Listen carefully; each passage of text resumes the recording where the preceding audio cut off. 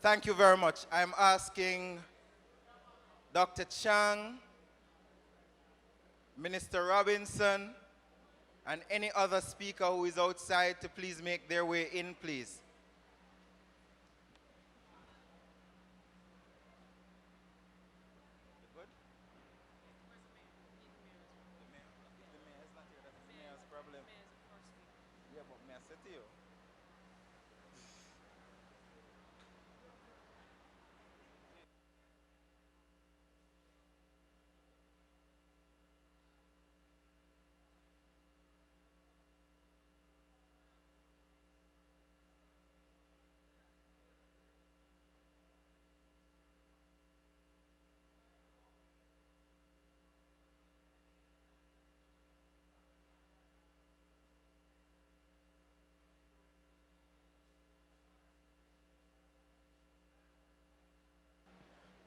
Ladies and gentlemen, there is only one ground rule. Please put your phone on silent. We offer free Wi-Fi if you wish to tweet or post anything, and you can use the hashtag on the screen. Your host for this evening will be our Press Secretary, Naomi Francis, and I'm going to hand over to her right now for her to start the proceedings. Naomi? Thank you, Robert. Thank you, Robert. Good evening, Ocho Rios. Oh, come on, not because it rained today. You can do much better than that. Good evening, Ocho Rios. All right, that's wonderful. Thank you so much for welcoming us. May I invite you to stand for the playing of the national anthem.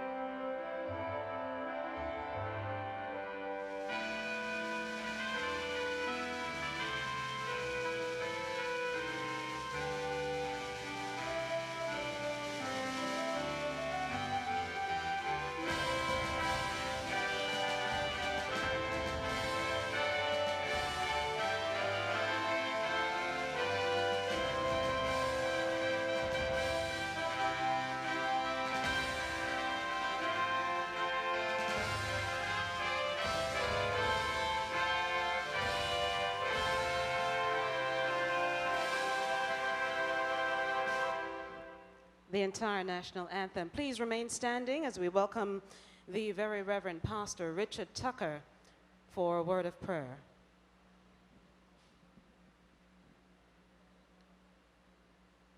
Let us pray. Gracious God, we give you thanks for your love, your mercy, and the many blessings that you continue to shower upon us. We thank you, Lord, for the rains that we have been having. Thank you, Lord, that as you continue to water the earth to make it fruitful. We thank you, Lord, for opportunities that you give us to meet, to discuss, to deliberate, to advance this country as we focus on hope for Jamaica.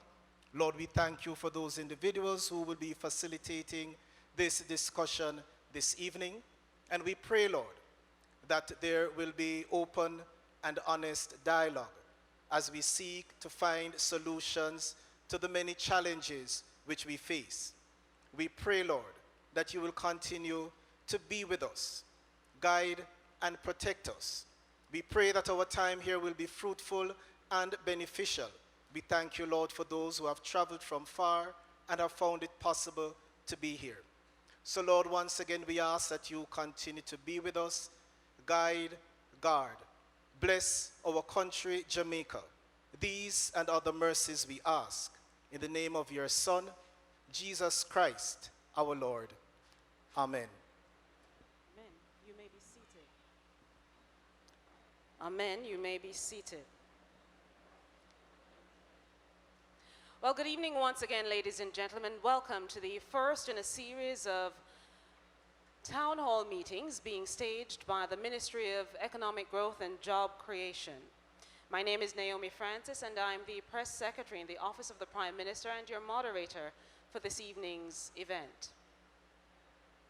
This evening's town hall is being held under the theme Hope for Jamaica.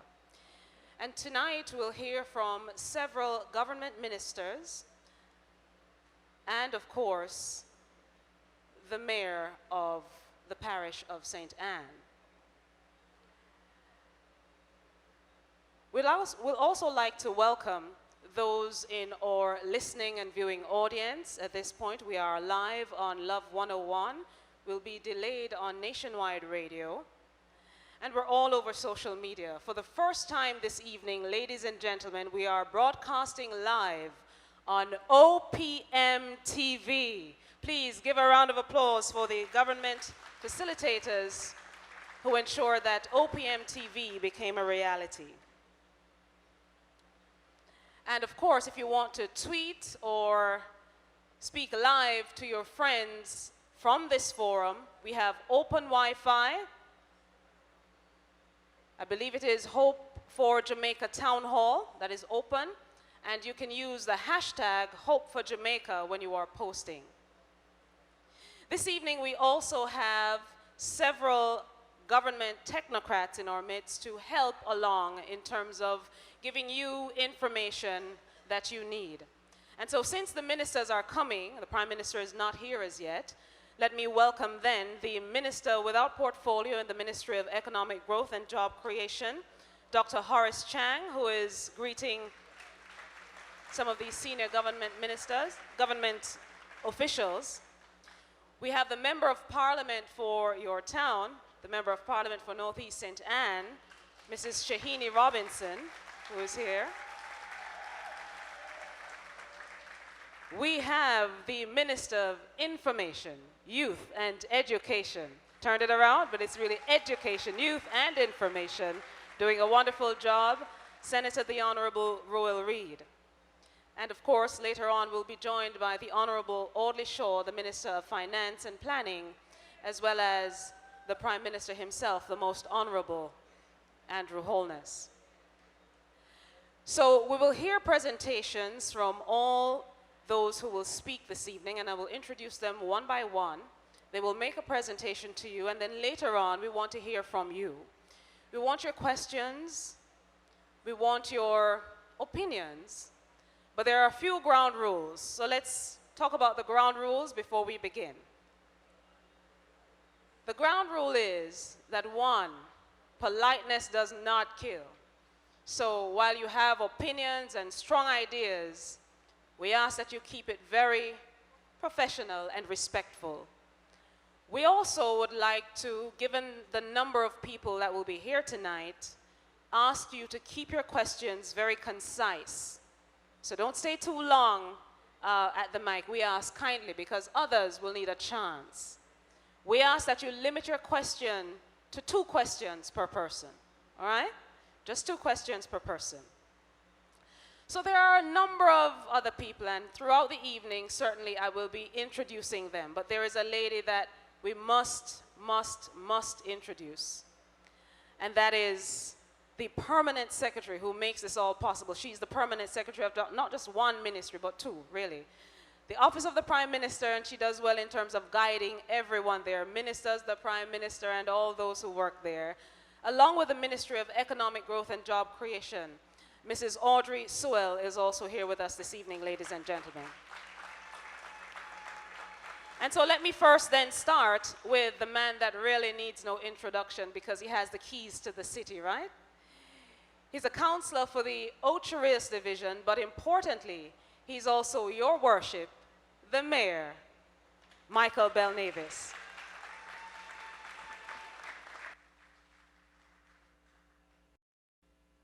Thank you very much, Madam MC. Dr. Horace Chang, Minister in the Ministry of Growth and Job Creation. Honorable Shahini Robinson, our own Member of Parliament for Northeast St. Ann, and Minister of Labor and Social Security. Honorable Royal Reid, Minister of Information, of course, Minister of Education. I understand Minister Warmington is here.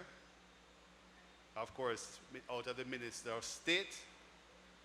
Of course, we have with us Professor Gordon Shirley, who is Chairman of the Port Authority of Jamaica, CEO of the UDC, Damian Graham. We have with us Assistant Commissioner of Police Fitz Bailey, Superintendent Francis from the Parish of St. Ann, who is in charge of the parish. Of course, we have with us Deputy Mayor Sidney Stewart, councillors of the St. Ann Municipal Corporation, permanent secretaries, residents of St. Ann, and of course, residents of Ocho Rios. Welcome. Welcome all to this day, Hope and Growth Town Hall meeting. And as you know, it started right here in the parish of St. Ann and in the town of Ocho Rios.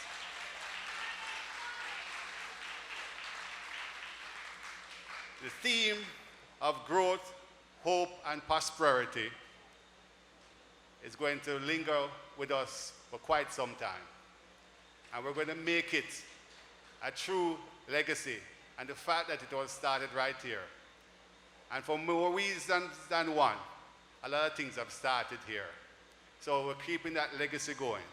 I would like to take this opportunity to give you that warm Ocho Rios St. Ann welcome to all of you here today. And of course, we're going to ensure that hope for Jamaica lives on, and hope, growth, and prosperity is the name and is talked about far and wide right here in St. Ann and talked across the net and breadth of Jamaica. Thank you very much. Thank you, Mayor Belnavis, for that warm welcome, and we really do feel very warm and fuzzy because earlier we thought we needed Noah's Ark to navigate everywhere. It was raining cats and dogs, so thank you. It's now clear skies. All right. There is a very special man who is in our midst, and I believe when the Prime Minister speaks, he will also allude to a very new and hopeful program. He launched it, or not quite launched it, but announced it during his budget presentation on March 21. We're now outfitting that area. That project will soon become something that you have on your lips every day. And may I take this opportunity to welcome Lieutenant Colonel Martin Rickman, who is here from Project Hope, and later on the Prime Minister will speak some more about that. And of course, the Mayor was very kind in acknowledging several of our agencies. Of course, Professor Gordon Shirley is here from the Port Authority, Dr. Damian Graham from the UDC, and others from the UDC are here. I see officials from the NWA, Ambassador Nigel Clark, also here, and several others. So soon as I see you, certainly, I will acknowledge and recognize you. And so now it gives me pleasure to welcome a woman who has served you for more than 16 years. But recently this year, I believe it was in March 8th to be exact, she told me, I won the first election here 16 years ago. And so let me welcome your Member of Parliament, Mrs. Shahini Robinson, to make a presentation.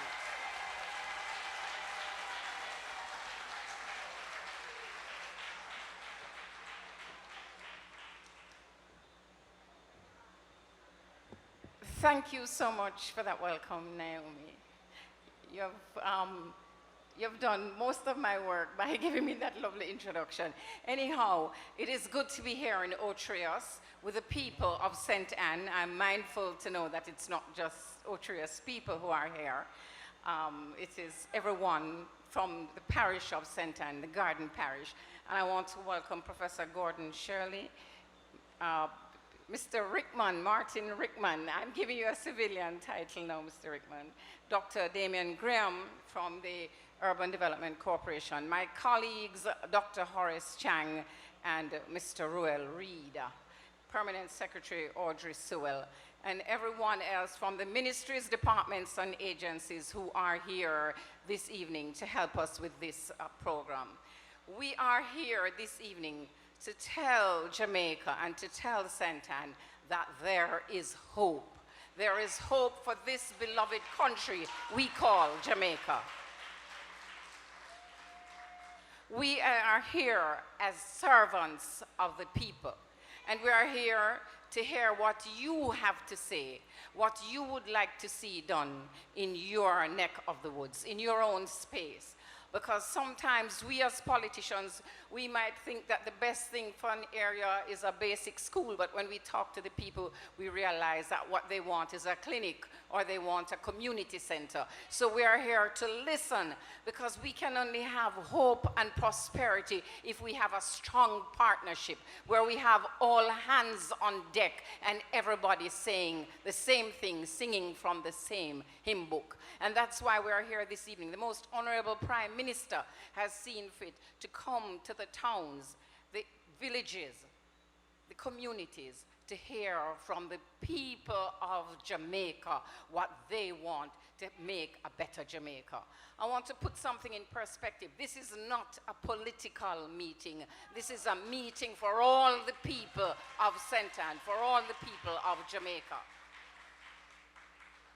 So we are here this evening as representatives of the people. His Worship the Mayor, he gave the welcome and he spoke. He's the councillor for the Ocho Rios division, but he's also the mayor in charge of the entire parish of St. Anne. So when we speak, we have to speak with an all-inclusive voice where we want everyone to know that they are indeed a part of the package. And we have a lot of challenges, we have a lot of problems, but you are a part of the solution. And we are here this evening to find solutions, because it is only through solutions that we can have hope for Jamaica. We know that there is hope. We know that prosperity will come, because we are committed. The Most Honorable Prime Minister is committed to seeing prosperity for all.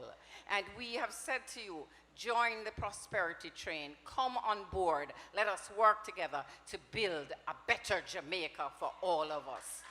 So ladies and gentlemen, this evening, as the Minister of Labor and Social Security, there are programs at the Ministry of Labor and Social Security, and I stand ready to answer any questions that I can or guide you in any way that I can to help to make your life a little bit easier and a little bit better, so that in the end we can all share in prosperity. So as we come this evening, let us in a respectful manner deal with one another. Respect begets respect. And I know that I can depend on the good people of St. Anne to do the right thing at the right time. They have always done that. So, as I take my, I know I don't have a long time, and I'm always happy to be talking to my people, but I will take my seat, but I take my seat with the assurance that we will have a good meeting this evening as we chart the way forward for hope and prosperity. Thank you, and God bless you as we all strive to build a better Jamaica. Thank you so much, Minister Shahini Robinson of Labor and Social Security, and your Member of Parliament for Northeast St. Anne. You know, earlier this year, the JIS, in conjunction with the entire government, led by the communications team at the Office of the Prime Minister, put together a document listing the achievements of the past year.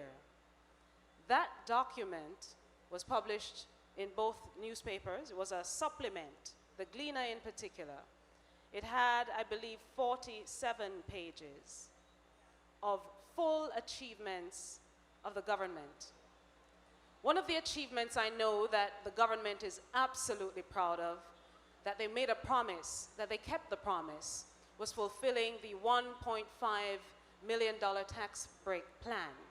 And that came into full implementation on April 25, 2017. There are several other achievements, and there's one such I will note for you before the man who has dubbed himself the great implementer comes up to speak. The government has said, since taking office, that its policy on tuition-free education remains. Over the past year, the government has fulfilled not once, not twice, not 3 times, but 4 times, delivering the subventions to schools, every single school in Jamaica, early, not just on time, but early. And the man who has led that charge is none other than the Minister of Education, Youth and Information, Senator, the Honorable Roel Reid. So our schools are fully funded. And so may I invite Minister Reid to take to the podium and address you this evening. Minister Reid.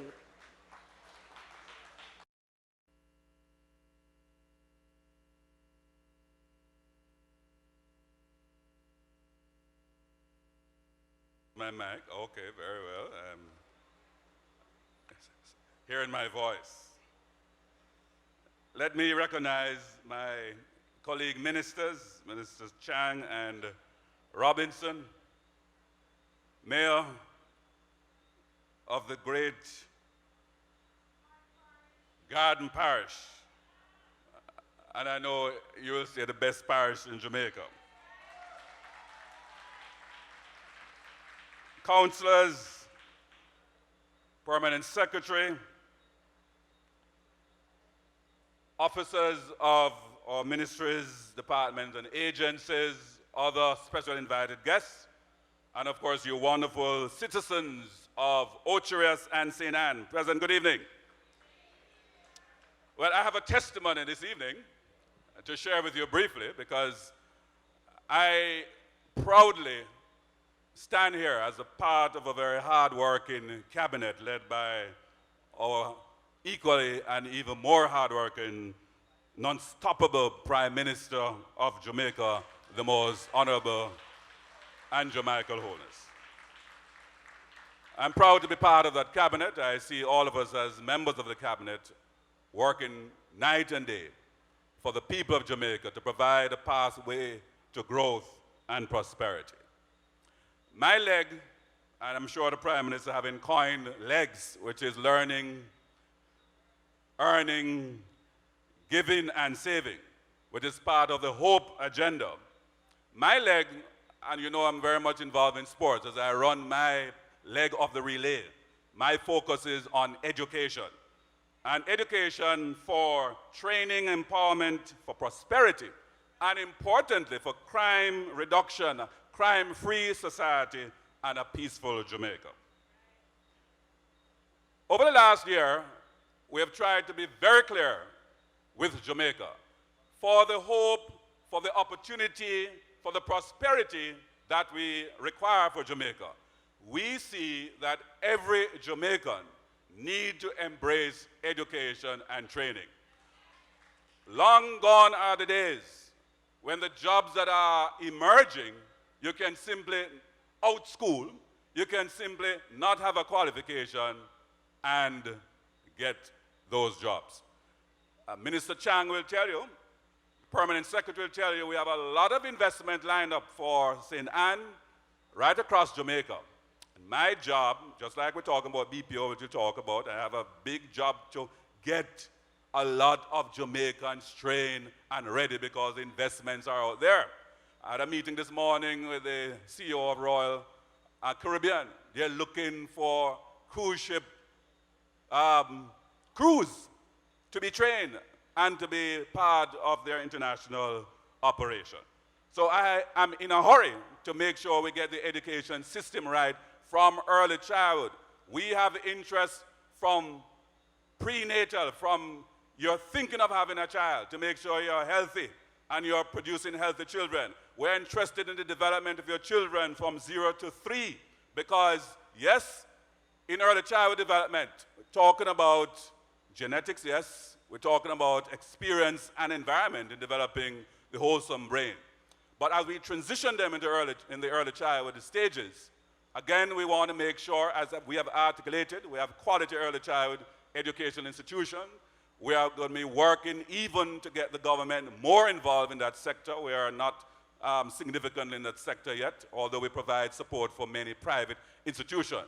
But we're going to be transitioning many of our primary schools into primary school with infant departments or standalone infant departments, which will allow free public access to quality early childhood education through the infant school system. So that's part of what we're delivering. And then we are doing a lot of reform in the primary system, making sure that from very early we're embedding the curriculum with STEM and TVET. And again, in the primary system, it's all free. We are investing a lot of money this year in terms of improving the infrastructure along with JCIF and the other partners to make sure the environment that our children have to learning are in tip-top condition. We're also rolling out this year the Tablet in School program, making sure technology is a key strategy in the delivery of our education.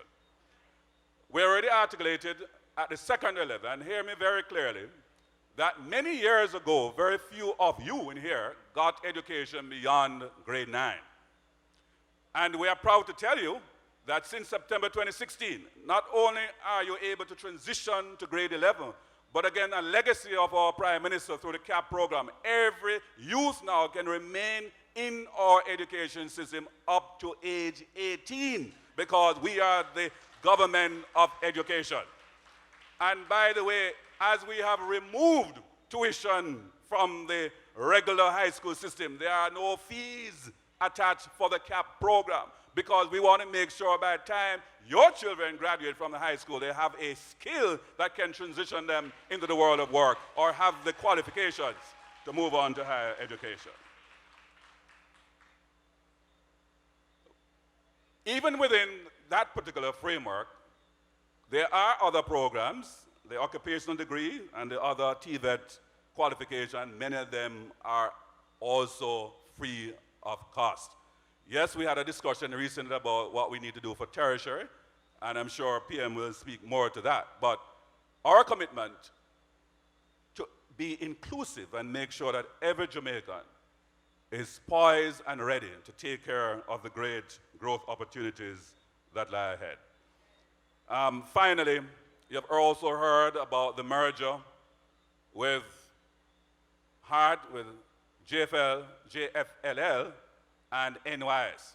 And what I want to say to the citizens of St. Anne before I close, we have a significant amount of what we call unattached youth.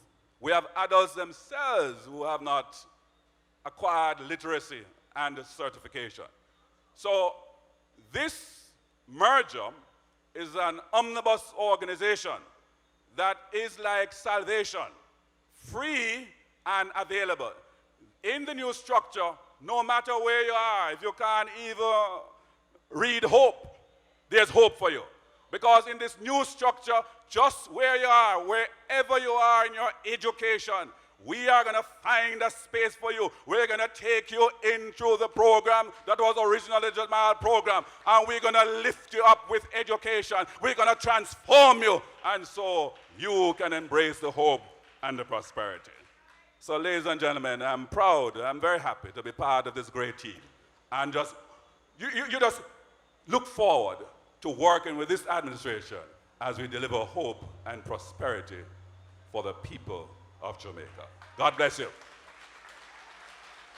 Thank you, Minister Royal Reid. He's Senator Royal Reid, the Minister of Education, Youth and Information. And while Senator Reid was making his presentation, we had the Minister of National Security, Robert Montague, who joined us. Minister Montague? We also have, joining us, well, he's here, the Minister of Finance and Planning, the Honorable Audley Shaw, who is also here.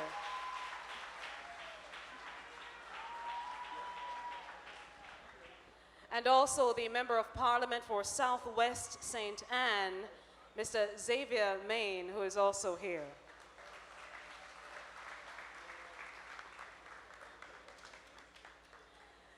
And so there are also some other agency heads who came. I recognize as well the agency head of the Jamaica Social Investment Fund, as well as the Jamaica Information Service. Let me say Mr. Omar Sweeney.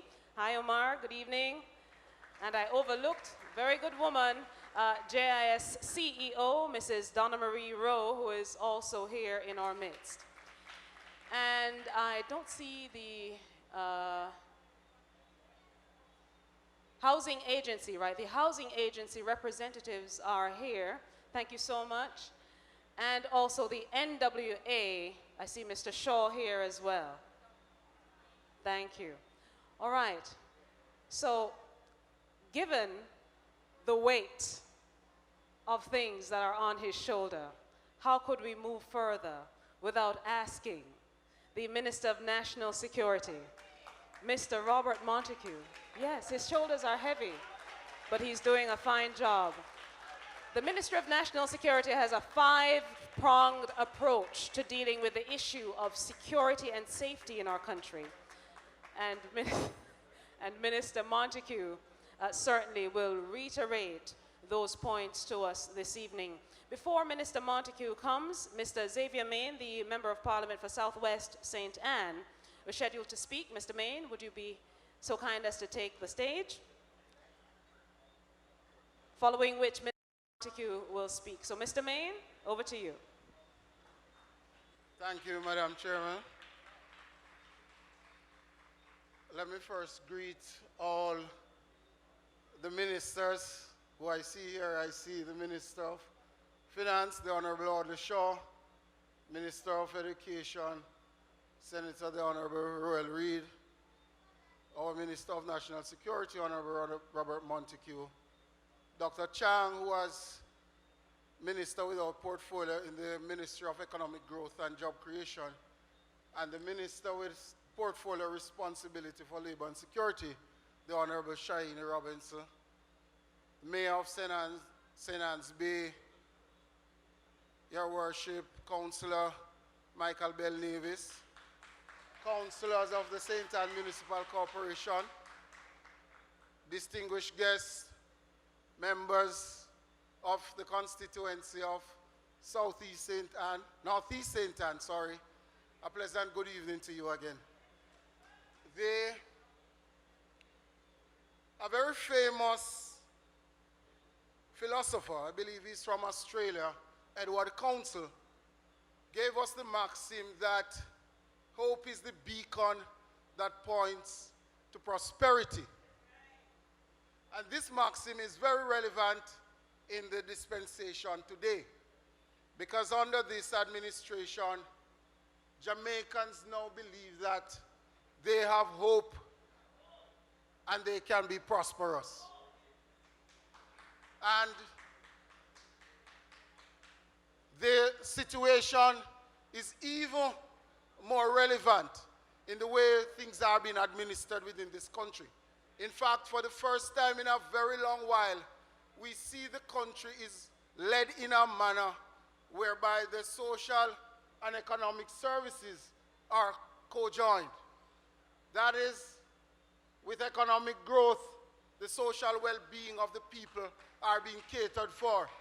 As people become prosperous, the economy grows. There's an expansion in the national cake, and it continues to increase at an alarming rate.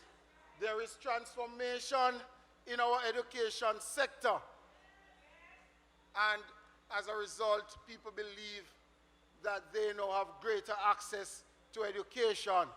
There is the compulsory abolition, Minister, of the auxiliary fees. But for us in Southwest St. Anne, we are very grateful by the deal that the government was able to put together to preserve the bauxite operations. As most of you are aware, bauxite mining is very relevant to the economy in my constituency. So the government's deal with New Day, Noranda, has not only saved hundreds of well-deserved jobs, but certainly it has opened new possibilities for expansion into other areas of mining that will create and increase an additional economy within my constituency. I just get a sign to wrap, but in my constituency, certainly, we want to play our part in advancing Jamaica's interest. And the extent of the role we play will depend on government's investment in rural constituencies, particularly in the area of roads, water, and housing. And certainly, sir, Dr. Chang, it would be remiss of me not to use this opportunity to pitch for developments in those areas in my constituency. But I believe, and certainly the people in my constituency, are firm believers in the commitment of this government and the tenacity and the vision that it has displayed. And I know, and I hope, and I have faith that one day we will all celebrate the developments in my constituency as we move from poverty to prosperity. I see the time is up, so I have to go. Thank you.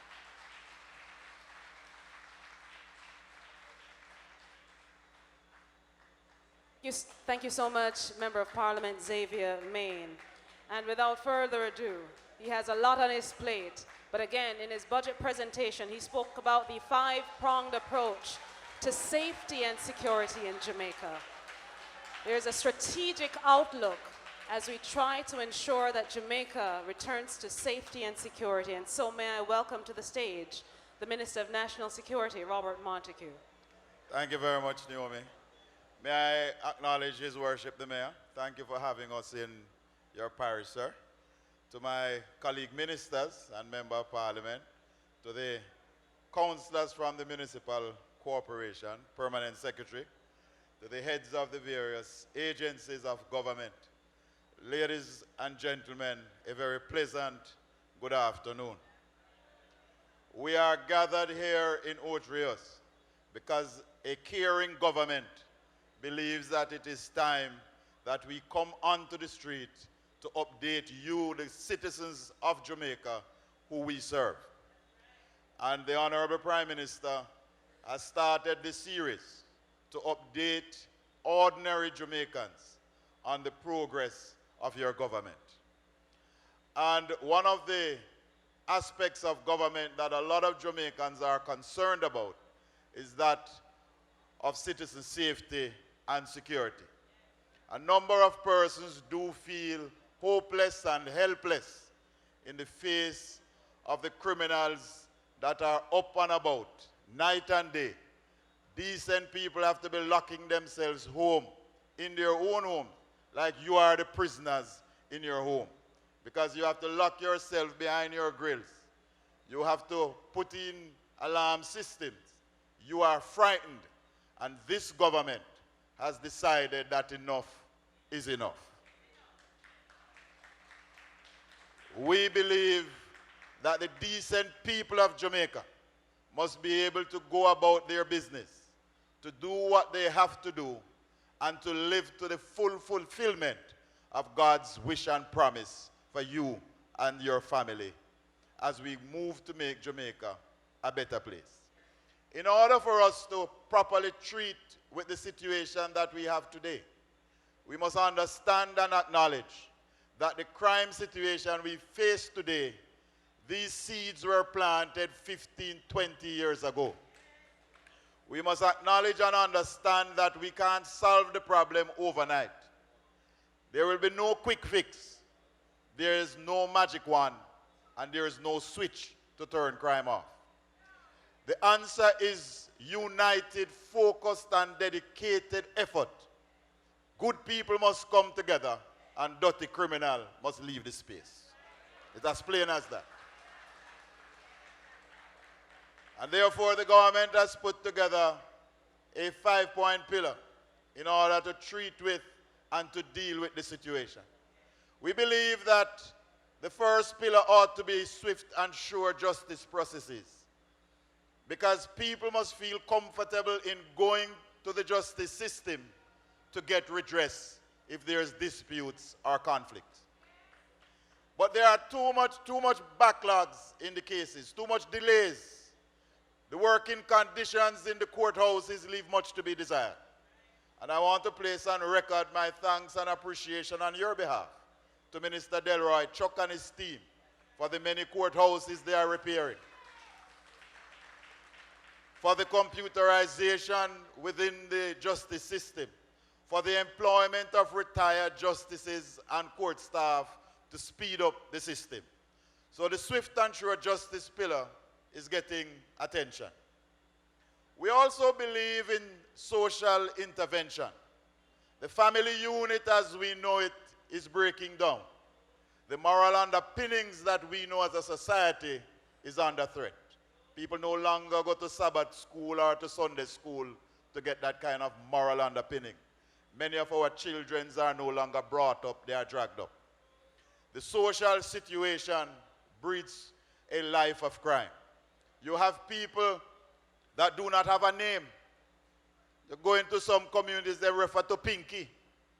And when you search and say where Pinky live, up the road. When you go up the road and say true street. When you ask which street. And when you finally find Pinky, you hear that Pinky is McDonald Smith. Everybody said then they know, say I saw him name. We know him as Pinky. Or sometimes they ask you, can you tell me where do I find Pinky? Then we look at you and say, which Pinky, sir? Big Pinky or little Pinky? And if you tell them little Pinky, them say which one, bleach out Pinky or black Pinky. So people no longer have names nor addresses.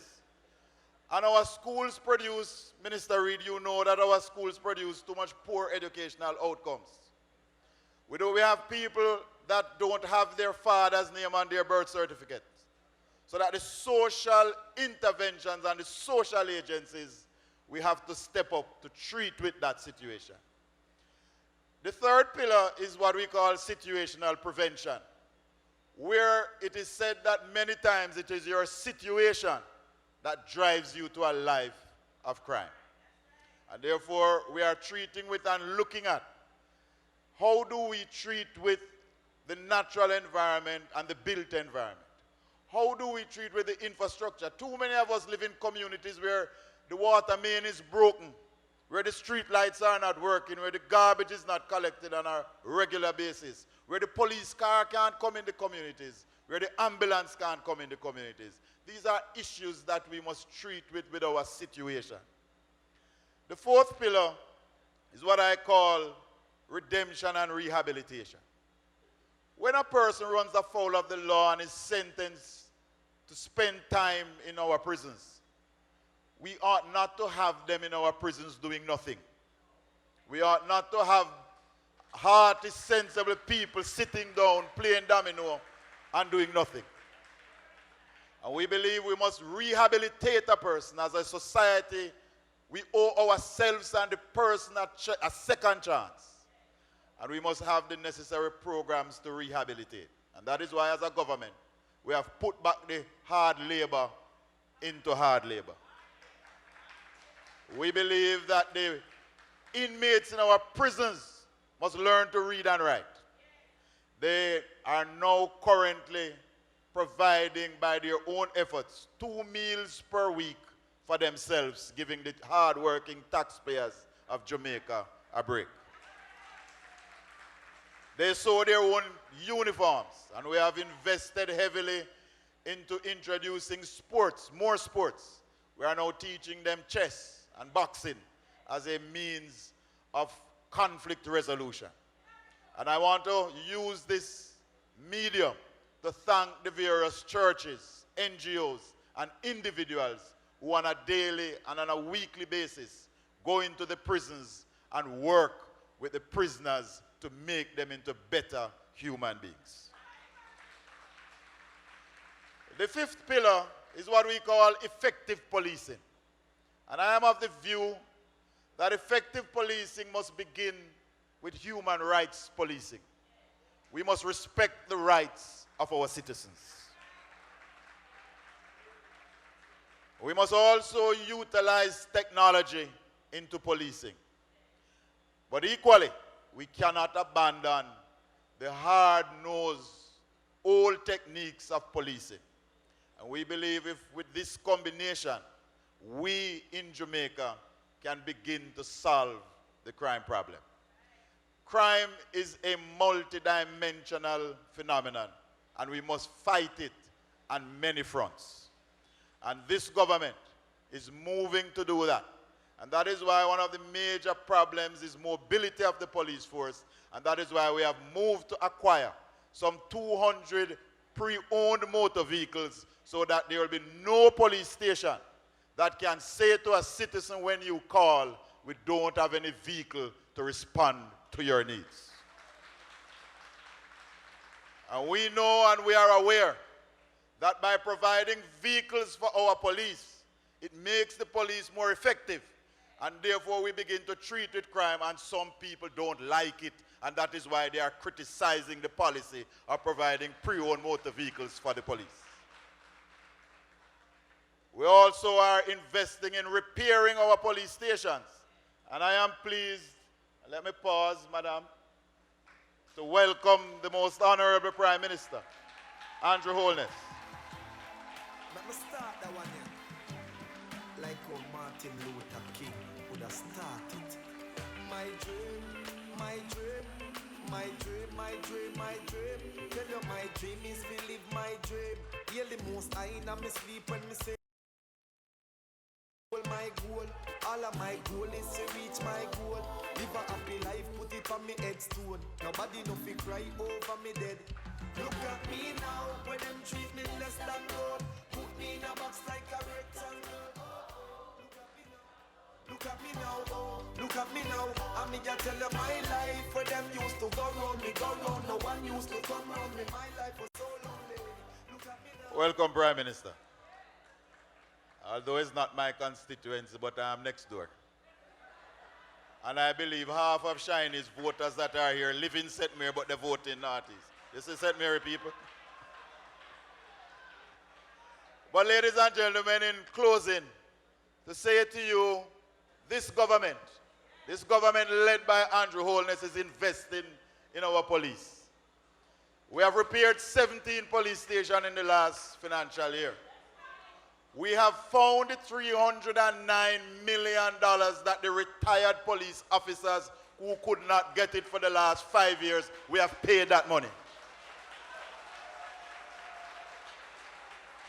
We are investing in CCTV cameras, and that is why we have upgraded the system in Montego Bay, and we have upgraded the one right here in Ocho Rios. We are repairing the dormitories at the National Police College, because when you send your children to be trained, they must be trained in decent surroundings, and we're investing in that.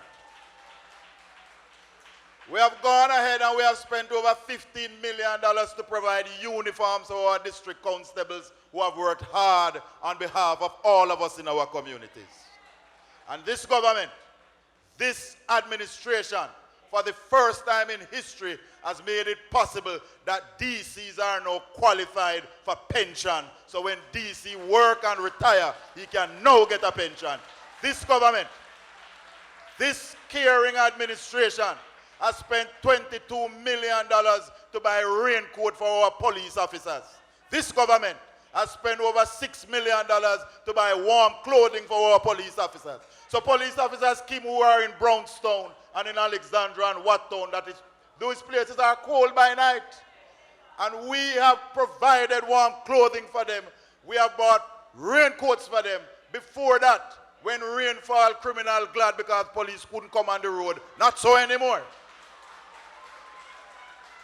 We have purchased some 800 beds to go into the various police stations across the length and breadth of Jamaica. So our police officers, when they finish work, they have a decent bed to get a couple hours sleep. This government led by Andrew Holness, we have purchased generators to put into police stations that keep prisoners, so that when light gone, there is generation and power, so the police officers are dealt with properly. Recently, we have seen where a criminal threw a grenade at our police officers. The type of criminals we're dealing with now is not the criminals of yesterday. Therefore, the police have to respond to them in new ways. We have to utilize the technology. And that is why I say to everybody here, you too must join this fight to keep Jamaica safe. And I encourage all of you, to download the Stay Alert app and to be a part of this thing to pass information. Use Crime Stop. And for those of us who are afraid of technology, we have just completed discussions with the post office so that if you have information, you can write it on a piece of paper or type it out, put it in an envelope, put a big X on the front of the envelope, drop it in any post office, and the information will reach the police. So we have the high-tech method with Stay Alert. We have the medium level one with Crime Stop, and we have the low-tech with the X on the envelope. All of us now have no excuse. We must join this fight to secure our country if we are to have hope in the future of Jamaica. God bless you. Thank you so much, Minister of National. And Minister Montague talked about the five-pillar approach, but importantly, the administration has been in for 15 months, and he has listed several achievements that have taken place to date. Once again, we officially welcome the Prime Minister, the Most Honorable Andrew Holness, here, who we will hear from in short order. May I also announce and welcome our viewers on JNN live right now. And don't forget that we are live on OPM TV, and for those who are trying to find it, it's opmtv.gov.jm/live. The first time we are broadcasting on OPM TV. The next person who will take to the stage is a man who the Prime Minister says is without portfolio. It means that a lot is on his plate. Really, he is part of the engine of growth. He really is that kind of choo-choo train that keeps going and going. When you see Dr. Chang, he's going at almost 1,000,000 miles an hour. And so, may I welcome to the stage the Minister without portfolio in the Ministry of Economic Growth and Job Creation, Dr. Horace Chang, to speak with you.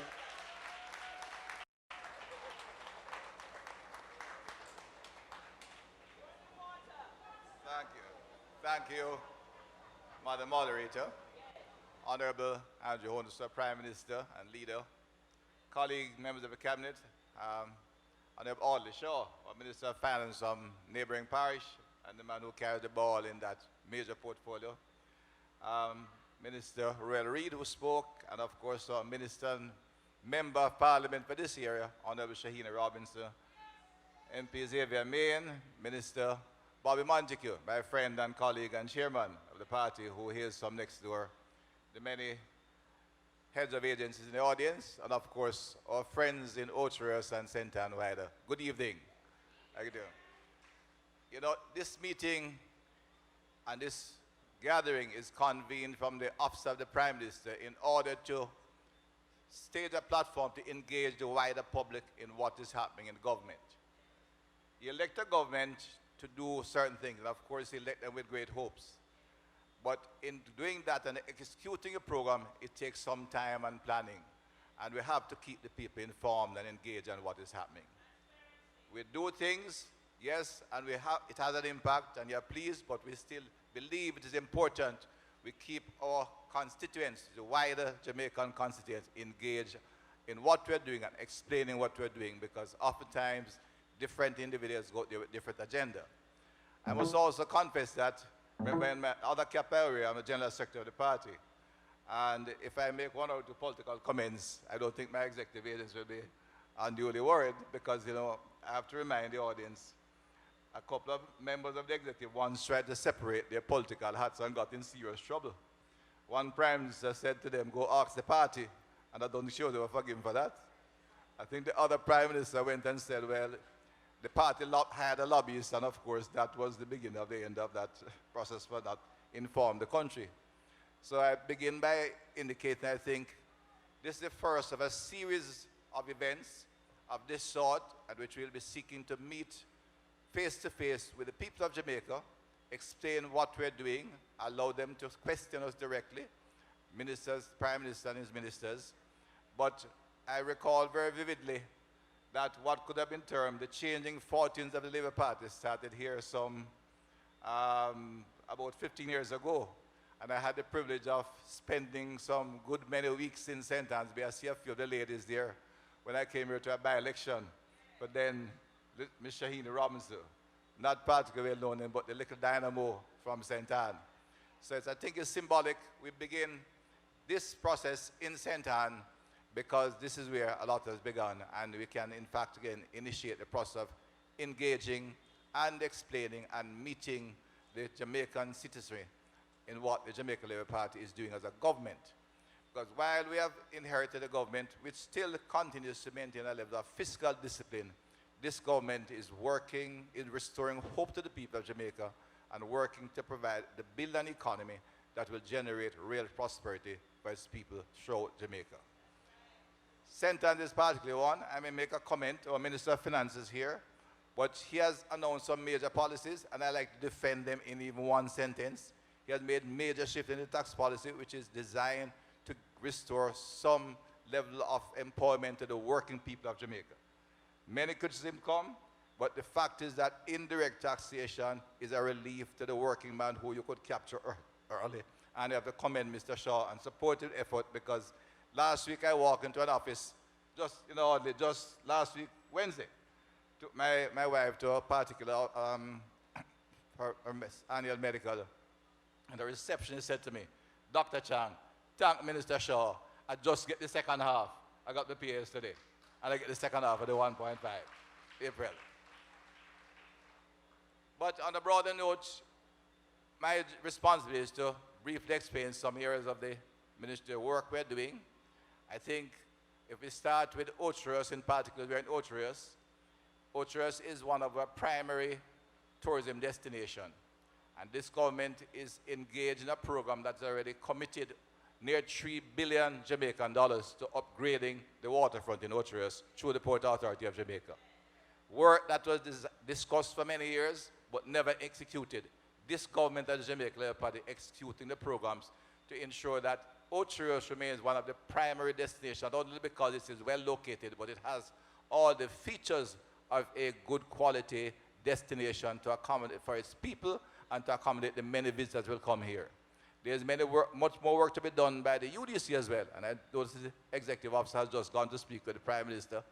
And between the UDC and the Port Authority, much will be done to ensure that Ocho Rios will reflect its position as one of the premier destinations in the world, and therefore provide opportunities for its people in terms of employment in the industry, to the workers who work in the hotels, the craft vendors who are beginning to do their wares, and the many services that spin off from tourism and transport and in general activity in the economy in terms of, well, once money is spending, the supermarkets, the pharmacies, everything goes there. You get money circulating, and the workers and the small business people have a genuine opportunity and hope of seeing some prosperity in their life. And the work of the government is to lay down the infrastructure and spend the public fund in terms of creating that atmosphere and environment and building the infrastructure required. And we are committed to doing that in St. Anne. There are many other activities coming. The Jamaica Social Investment Fund is doing a comprehensive program in the Steertown, St. Anne's Bay region. And for the first time at last, you will see things turning on that little town, which was once a very important center of economic activity in this region, and we're going to restore its place out there. So, Your Worship, the Mayor will see his townships growing and budding under the Jamaica Labour Party administration.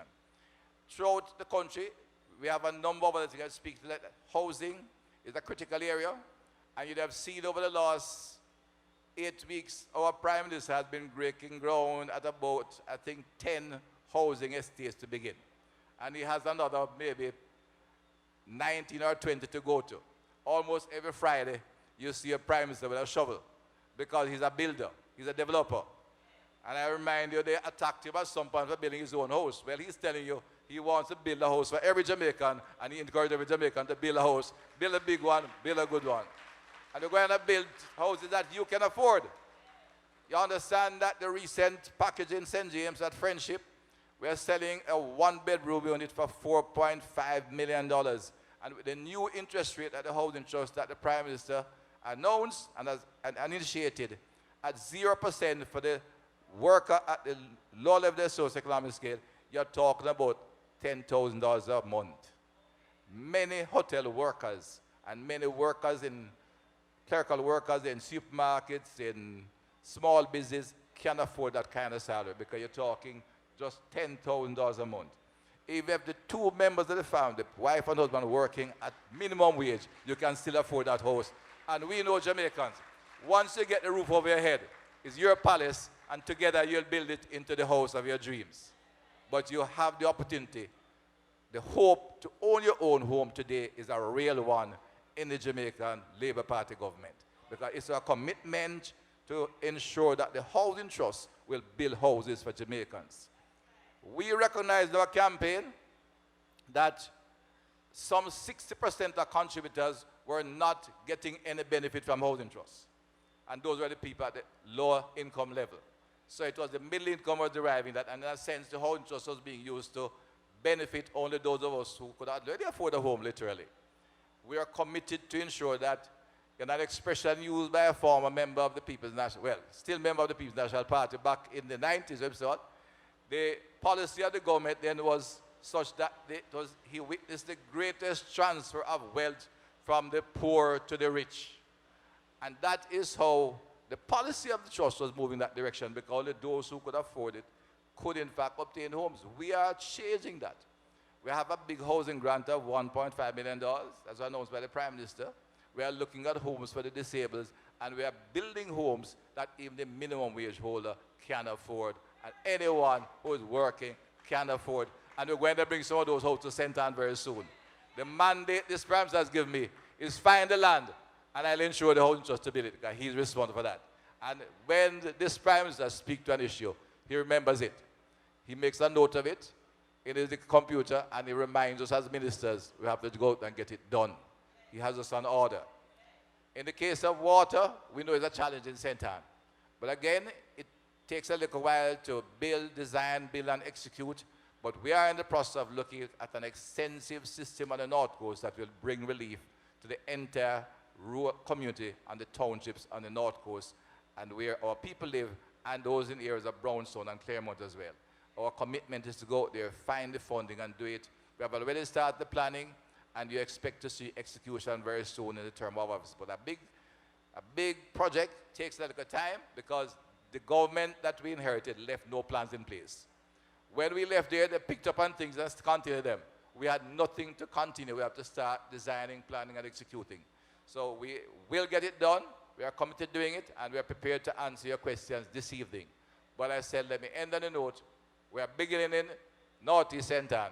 Ocho Rios St. Anne's Bay has many programs lined up, and you can understand, we'll make your dreams and your ambitions into realities. The hope you gave to us, you can believe in that hope. We'll execute the program that will bring reality to this area of Jamaica and throughout Jamaica. This is the commitment of the Jamaica Labour Party. This is a mandate given to me and the command given to me by the Prime Minister and to all his ministers. Ladies and gentlemen, thank you. Look forward to being with you. And we'll take a few questions at the end of the day. Thank you so much. The Minister without portfolio in the Ministry of Economic Growth and Job Creation, Dr. Horace Chang. May I once again thank all members of the media who are here, and on radio we are live on Love 101, delayed on nationwide 90 FM, and also you can join us streaming live on Facebook and of course on OPM TV and on the JIS website. Our next speaker is someone who gets the job done. In some circles, you have your own personal loving name for him. But one thing I can tell you is that when the Prime Minister gives a directive, his hands are the hands that the Prime Minister would place the ball in, and he doesn't drop the ball. The government is very proud of the fact that they've promised, kept a promise, implemented it, and certainly on April 25, most people who are PAYE, on the PAYE system, would have seen a little extra in their pockets. The man who oversees the finances of the government of Jamaica, the Minister of Finance and Planning, the Honorable Audley Shaw, is our next speaker.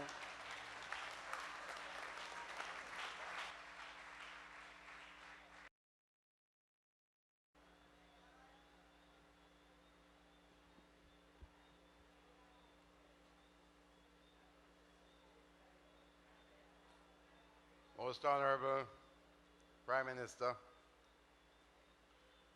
Your Worship, the Mayor, my colleague ministers and members of Parliament, councillors, heads of agencies who are here with us, my brothers and sisters of St. Anne. Good evening to all of you. Nice to see you. You now tell me good evening back. What happened?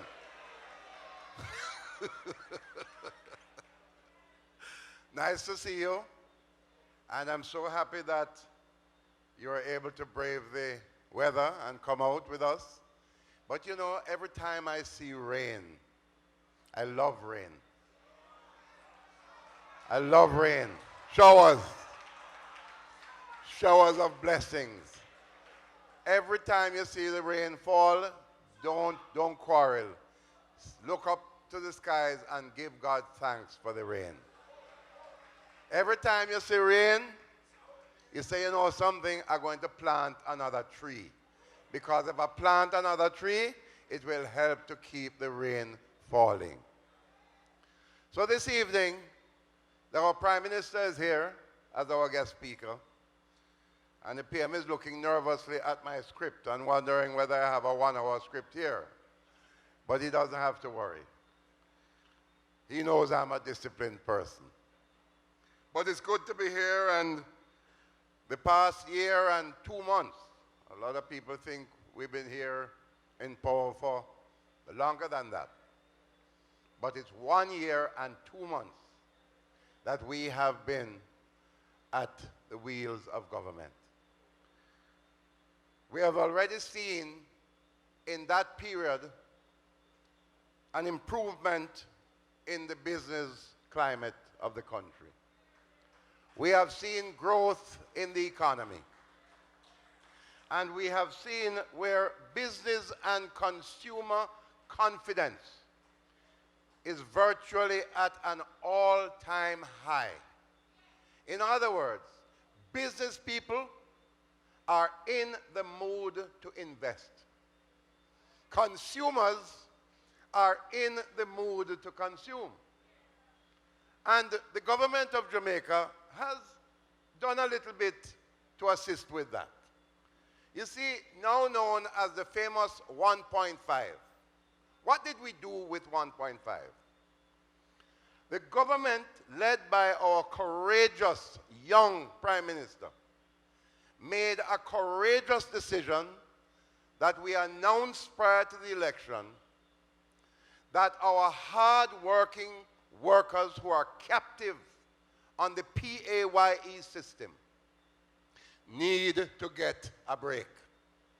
So we made a decision that we are going to move away from direct taxation towards indirect taxation, where more Jamaicans who don't pay any income taxes would have an opportunity to share in the bill, so to speak, by paying a little something more for gas, a little something more for departure taxes, a little something more for consumption taxes, and everybody gets to contribute more.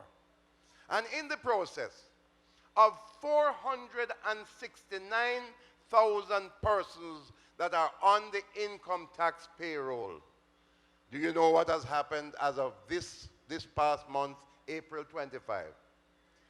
We have taken off of that PAYE tax roll of the 397,000 Jamaicans have now ceased paying income taxes.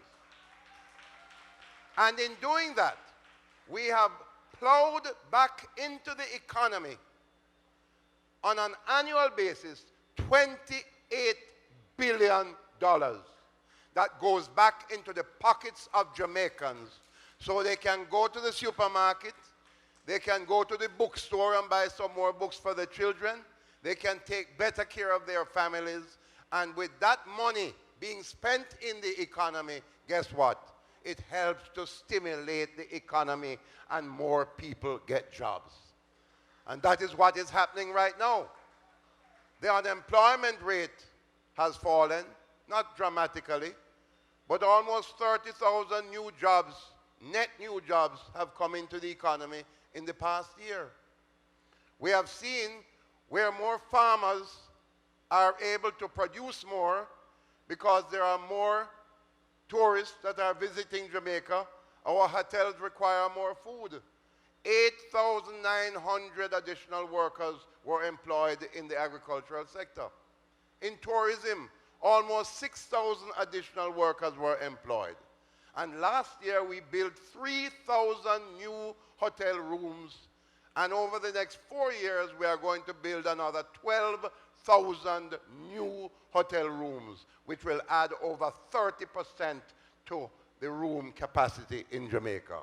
Big things are going on in tourism in Jamaica. And so,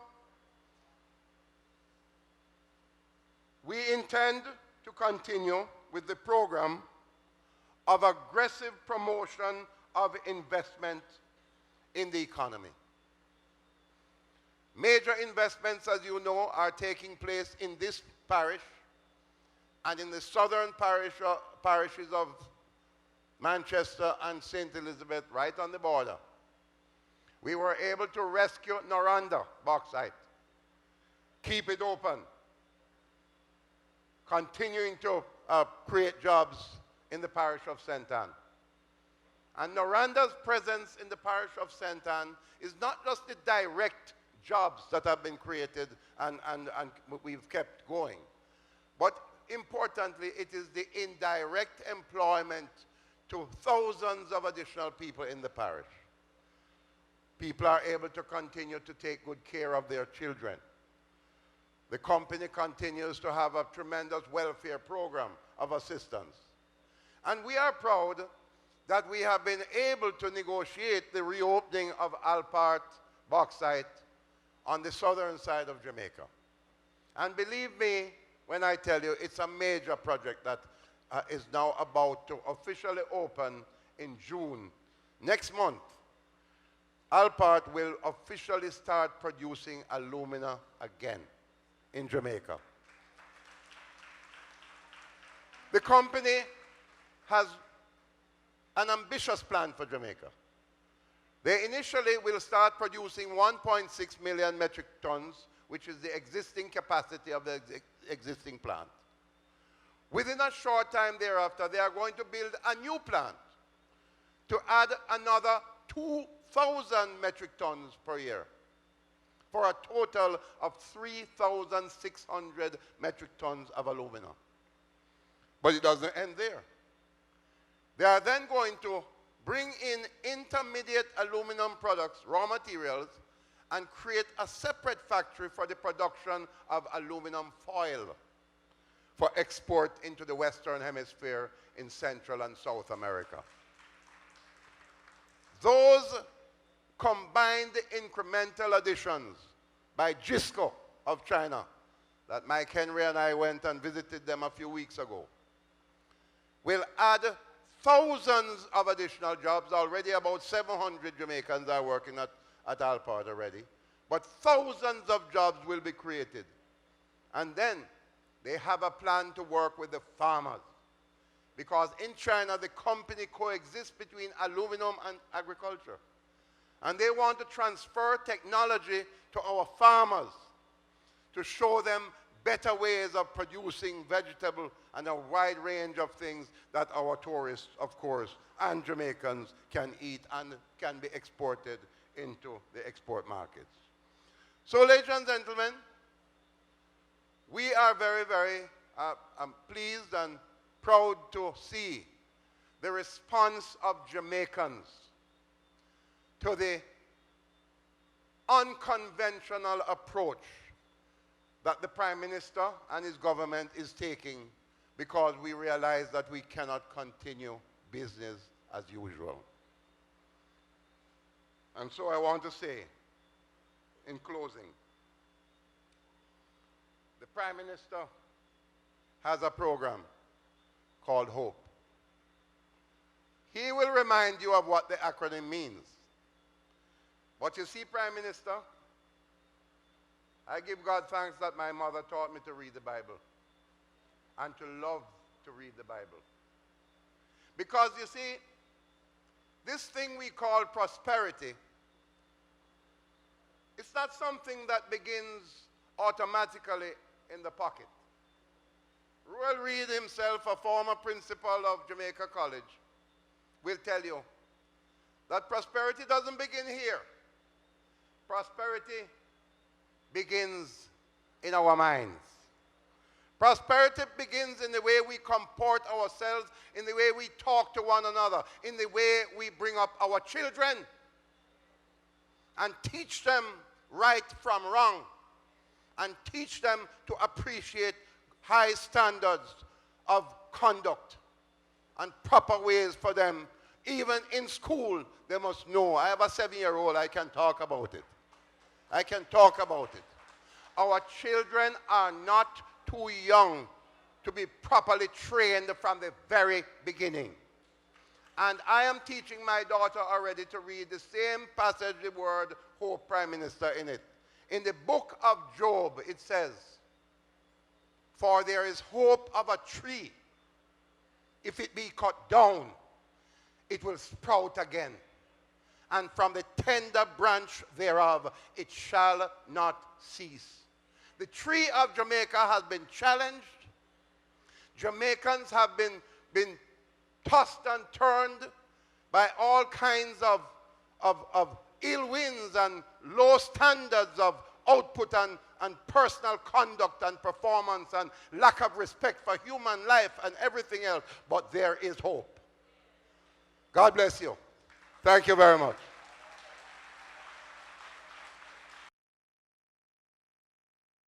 Sure, comprehensive presentation that was, and certainly, again, the $1.5 million tax break plan in full implementation. And now, ladies and gentlemen, we promised that we would have an integrated approach to government and communication. Our communication strategy is very, very strategic. So we're on not just traditional media, we're on social media, and we take the government to you in this form of a town hall meeting. The man who leads the team in government is one that everybody keeps saying is the youngest prime minister, and he always blushes when that is said. He's born post-independence. But I've found, having worked with him, that he is very strategic, very thoughtful, and he's trying as much as possible to look at the wider picture in Jamaica to ensure that we connect the dots well. And so, you heard him in Parliament in making the budget presentation on March 21. He announced several initiatives. And now he wants to be with you, to tell you about it. The mantra, hope and growth, are not some things that he just dreamt about and put down on paper. He thought strategically about it. And you would have realized that the hashtag Hope for Jamaica, since his budget presentation, has been going around. And so, ladies and gentlemen, to tell you about the plans he has for government and to tell you about his plans for you, may I introduce to you the Prime Minister of Jamaica, the Most Honorable Andrew Holness. My dream, my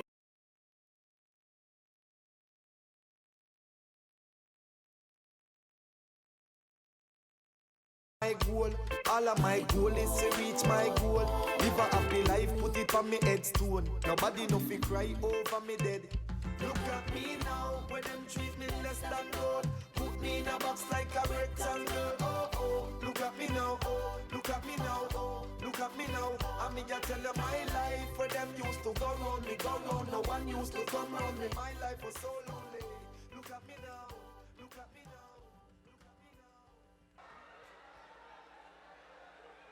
Look at us now.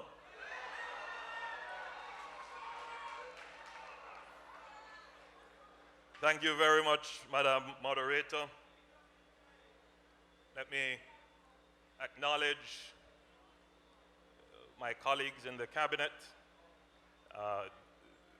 and especially your Member of Parliament, Shahini Robinson.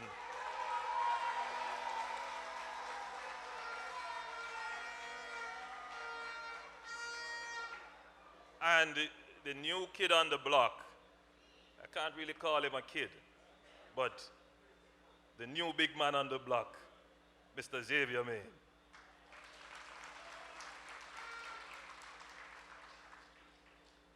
And of course, His Worship, the Mayor, Mr. Belnavis. Thank you for hosting us in your town.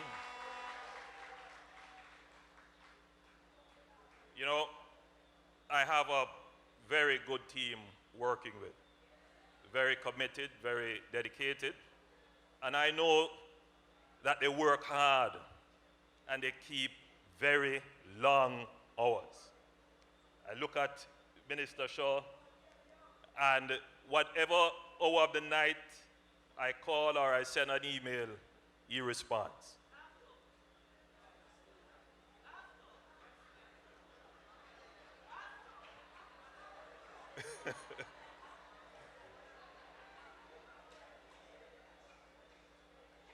I did not know that Minister Reid would take to this job like a fish to water. I mean, he has...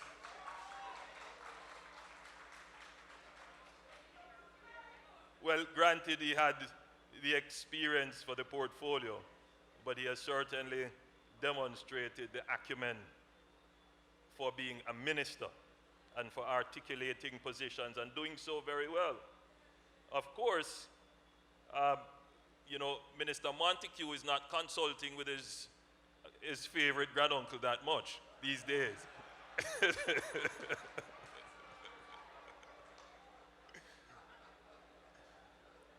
But he's getting a lot of things done. And of course, your own Minister Shahini Robinson.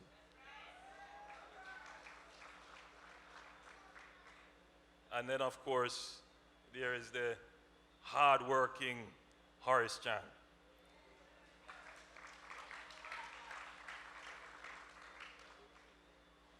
I also want to acknowledge the heads of agencies who are here with us today, from the Port Authority of Jamaica. I see Professor Shirley. I see Mr. Omar Sweeney from the JSIF, Dr. Damian Graham from the UDC, the Permanent Secretary from the Ministry of Everything, the Ministry of Economic Growth and Job Creation. That's what I hear they call that ministry in the corridor, of which I happen to be the minister.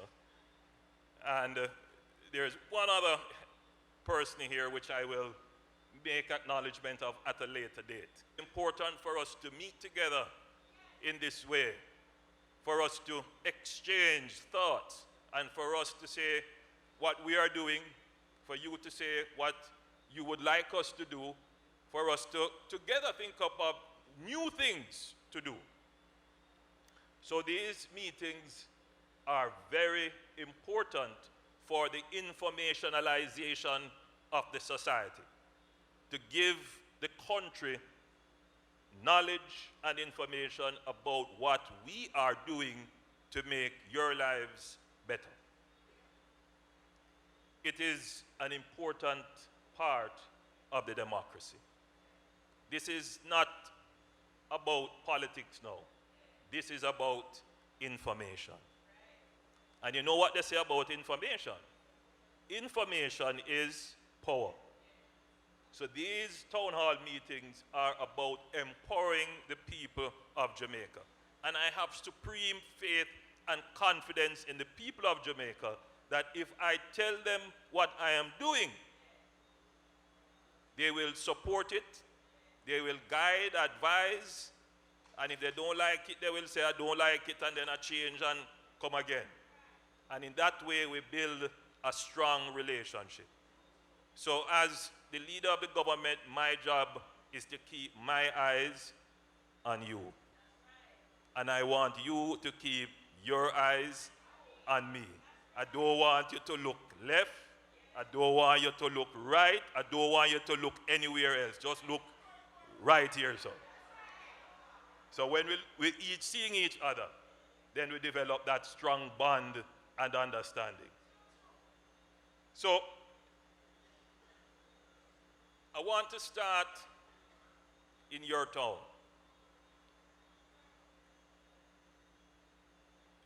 Ocho Rios is a special place. Well, yes, you know that it began here for me. Yes. And so we are back here again. But Ocho Rios has such great potential. Great potential. Today I met with representatives of the cruise shipping industry. And they all say what a great place Jamaica is. But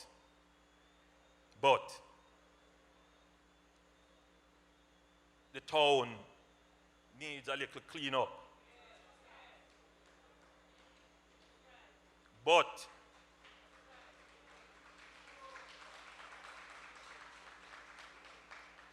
the town needs a facelift. But the town needs greater public order in public spaces. The town needs some more development. And what they are saying to us is that yes, they would like the town to operate in a particular way that tourists can navigate and maneuver and enjoy the town. But you know what? We are not doing that for tourists, because tourists don't want to come to an artificial attraction. Tourists want to come and see the genuine, real thing of how we live as a people. And we want to show the world that as a people, we live in class and style. That we live in peace and dignity. That we keep our environment clean. That we are orderly. But that we are also equitable and fair in our society. That we protect our environment and we protect the vulnerable and we protect our children. The tourists want to come to a place where the people themselves take pride in it, and that the buildings we build or even the stalls that we put up project a sense of order, of discipline, of looking forward. That even if we are poor in our pockets, we are not poor in our spirit and our attitude and our pride. And that is what the prosperity is about. It is the change in the outlook from a poverty outlook to want to say that we were never destined to be a poor people. And so the government must make the investment and take the lead in transforming your town, but also in the transformation of the way you think, in transforming our mind and our outlook and our view of the future. which can't be pessimistic. It has to be optimistic, because the Bible tells you that God has a plan for you. He said it in Jeremiah. A plan to prosper you and not to harm you. So in that prosperity plan, let us fix up the market. Market don't have to be a dirty place. Market don't have to be a congested place. Market don't have to be a place where you have to think twice to go walk in the market, because in other countries, the market is the place where people go for entertainment. They go to have lunch. It is an attraction. Can you imagine the day when your market is an attraction, when the cruise ship people come off and them say, no, I don't want to go down River Fall today, I want to go to the market. I want to get some fresh Jamaican fruits.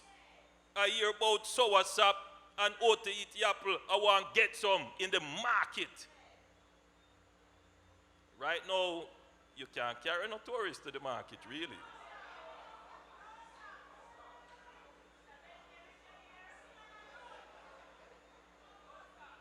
So that is why the UDC will be spending, come now, Mr. Graham, help me how much millions we're spending on the market. Overall, we're going to spend $1.2 billion. This year, we're starting by spending $100 million on improving the market.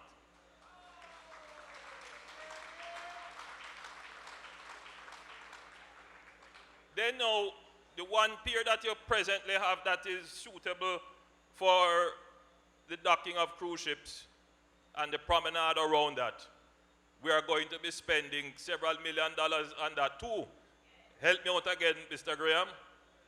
We are going to be spending $270 million on improving that promenade. So when the tourists come off the ship and they're walking around that loop, they call it, they feel the sense of pride that we take in our town.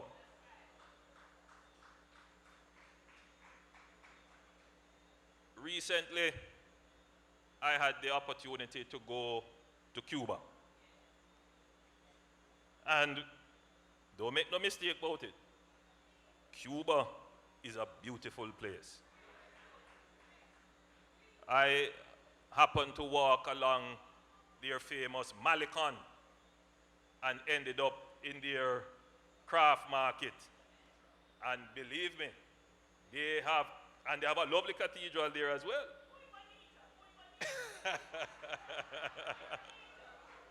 Si, senor, si, senor.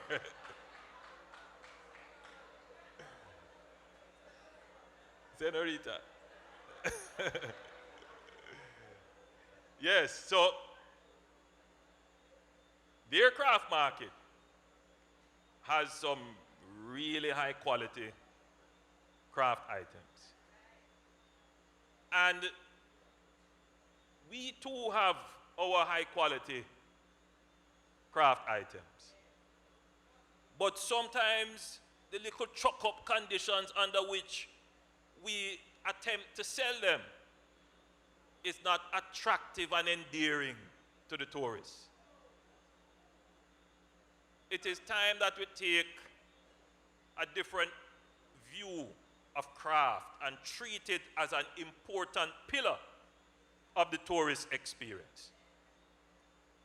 Give our artisans and our craft retailers appropriate space for them to be able to display their wares. So we are going to do some improvement work. Indeed, you want to call it some expansion work. We're going to be building an artisan village just up the road here that will have not just space for the retail, but space for the actual craft making, so that when the tourists come, they're not just going to purchase, but they can actually see and interact with the artisans at work, that they can come and say, I want mine painted in red, or I want mine painted in green. They leave, they go Dunn's River, they go all over, and then they come back and they get their craft. They can have it customized. So help me out again, Mr. Graham. How many $1 million we're spending there? 80. We're going to be spending $80 million this year to start, and we are starting the construction of the new artisan village this year.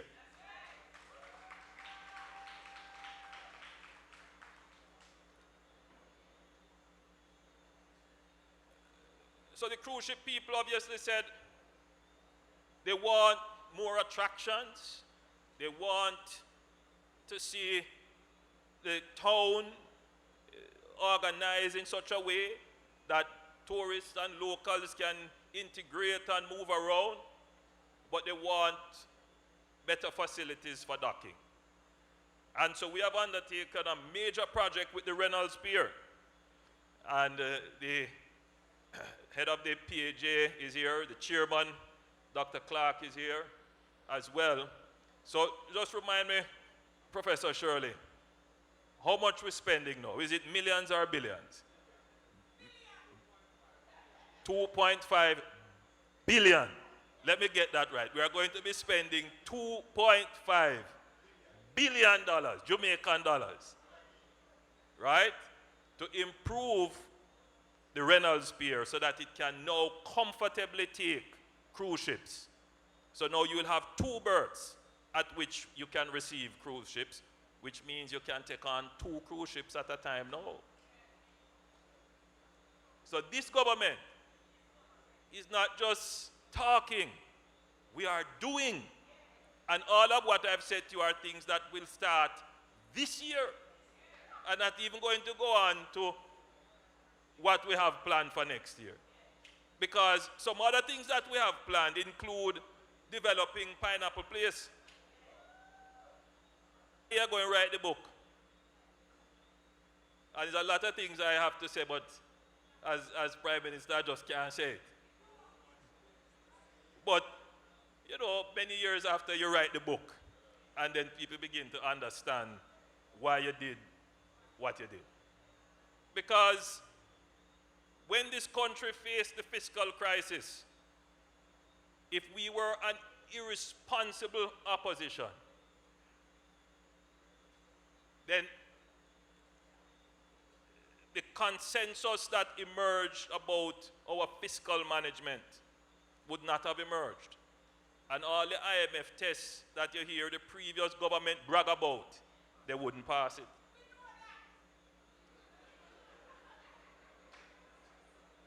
But at the time I stood in this very auditorium and said that I would never be a destructive politician. I said I commit to be constructive, that if it made sense for the country, I wouldn't oppose it. That's what I said, and I stand by it today. And so when they were bragging about how much tests they passed, they really didn't pass the test on their own. They passed it because when we were in the opposition, we gave tacit and critical support to things that were in the best interest of Jamaica.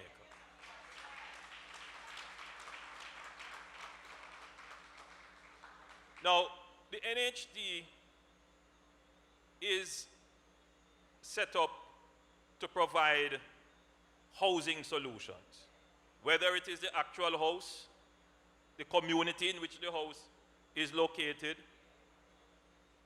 the mortgage to purchase it, and the research and innovation around housing. That's what it is set up to do.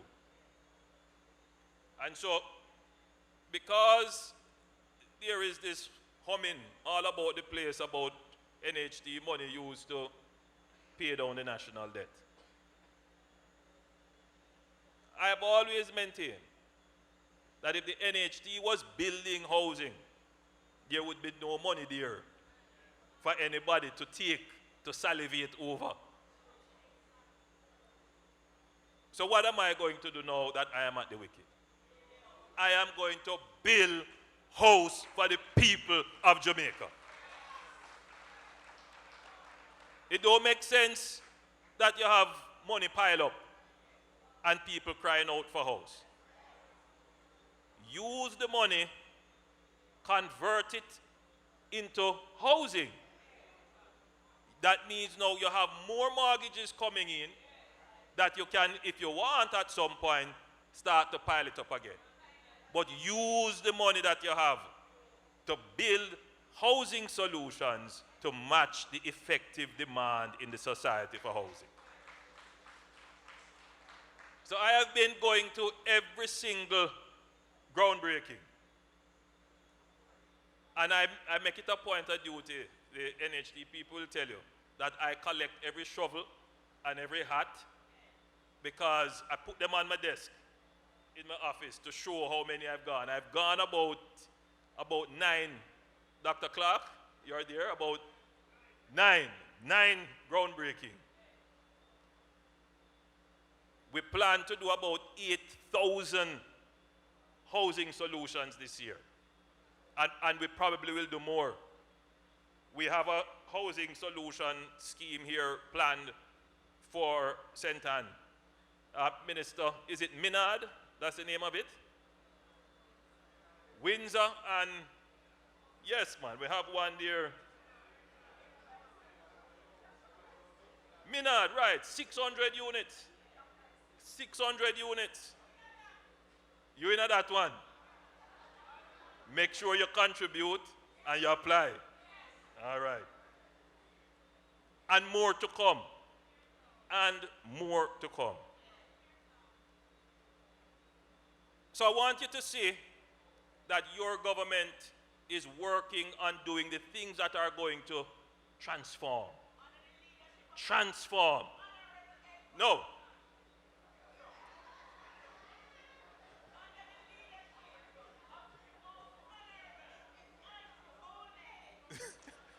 More Jamaicans. In fact, the term they used is that Jamaicans represent the core value proposition of their business. That's the highest compliment that any employer can pay. They want to hire Jamaicans. But there are several factors which prevent the expansion in hiring Jamaicans. We are naturally people who have the hospitality gene. But in today's world, the talent isn't enough. You have to train. You have to have the training to match the talent. And so Jamaica has to do more in training our people. I've heard similar compliments being paid about Jamaican workers, about the Jamaican workforce by the BPO sector, the business process outsourcing sector.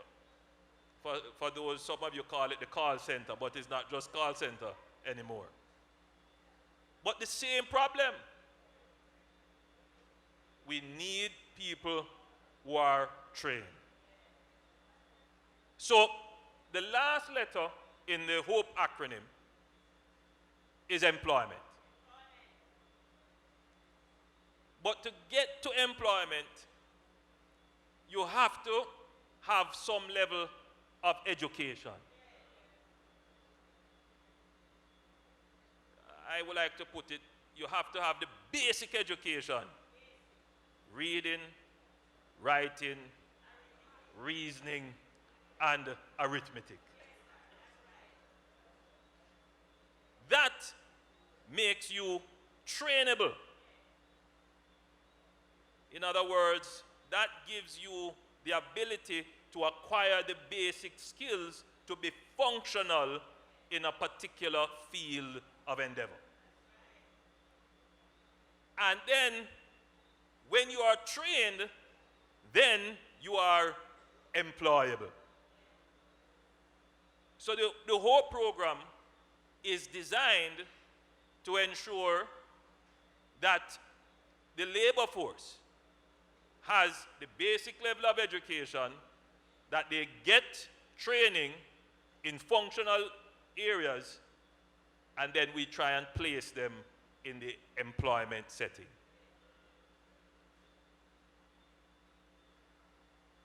I've put to you two areas in which we can expand employment rapidly. Cruise shipping, BPO.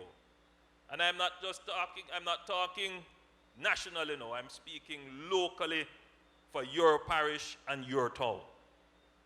That we can absorb significant numbers of people in your parish and in your town in these two areas. Cruise shipping and in the BPO sector. But we need to get the labor force trained. So, right now, we know that there are many graduates, so they have education, and they can easily get into a training course for which the BPO sector or the cruise ships could just snatch them up right away. But we don't have enough. Right now, the statistics I'm hearing is that for every 10 persons that the BPO sector interviews, they only find one. The other 9 either don't have the basic level of education, or if they do, they still need to be topped up a little bit in order to access the training. You can't ask the BPO or the cruise shipping associations to go and train. They come into the market expecting that the government has trained the people already. So we are going to do our part of the bargain now. So unemployment isn't simply that there are no jobs. Unemployment is that there are jobs, but we just sometimes don't have the people with the right skills to get the jobs.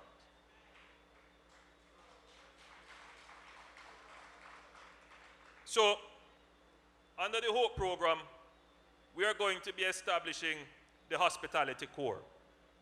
We're going to get the young people between 18 and 24, and we are going to start the training under an apprenticeship program, where they will be able to acquire some skills, acquire the basic level of education, and then we do a program of structured employment, where the cruise ship people don't have to go and do a ton load of interview to find the one person that they want, or the BPO have to go and do all kind of interview to find the one.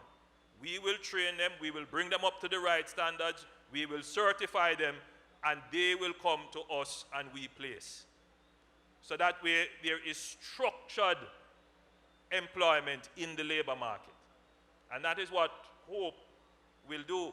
It will give our youngsters who are unattached, many of them sitting at home, some of them getting pregnant, some of them getting into a life of crime, some of them hopeless. It will give them hope of a brighter future. That program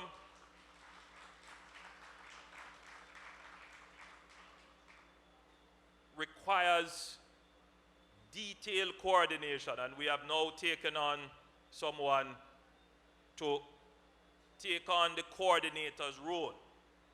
And on Monday I will make an announcement of who that person is, because we will shortly be rolling out the program to deal with young people and getting them employed. Already you would have heard that we have started the National Service Program under the Jamaica Defense Force, where before we used to recruit about 300 per year. Now this year we will recruit 1,000 youngsters. 1,000. And as we find the budget for it, we will be pulling in more youngsters. The objective is that every single Jamaican between the ages of 18 and 24 must be attached to a training institution, giving national service, learning a skill, earning a stipend, and saving for their future. If we find work for them, then the scammers and the drug pushers and the criminals cannot recruit them into gangs.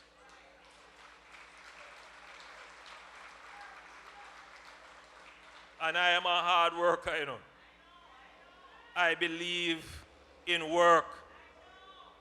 Last week I went to visit the oldest living human being, which is a Jamaican that hails from the parish of Trelawney.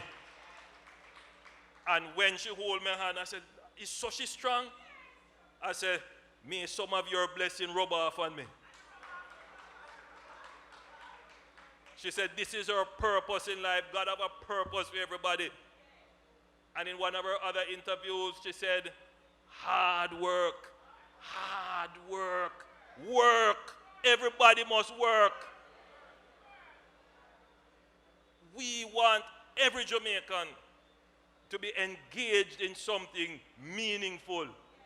You have to work to learn, work to earn, work to save, work when you're giving back to your country. Work is good for your health. Not true? So everybody must work. And when you're working, there is no time for idle endeavors. I want to end my presentation to you tonight because I'm sure I've carried you through a series of things which you never knew before, but now you know, and they are not minor things. They are substantial things. I am certain that we have gone over $4 billion of investment in this town and in this parish already that will transform your town. In closing,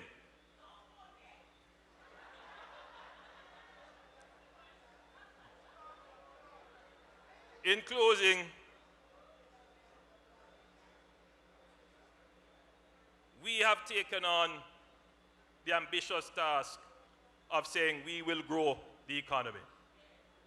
I have appointed Mr. Michael Leachin to head a committee, a council, to look at growth initiatives and to promote growth initiatives in Jamaica. And he has a very catchy phrase, 5% growth in 4 years. I believe we can do it. But there are some standing by waiting to criticize and say, "See, you never make it." Ha ha ha ha ha. But then you have to think, to what end? If we don't make it, you and I are in the same boat. So growth is everybody's business, and everybody should be praying, if you're not working, that we achieve 5 in 4.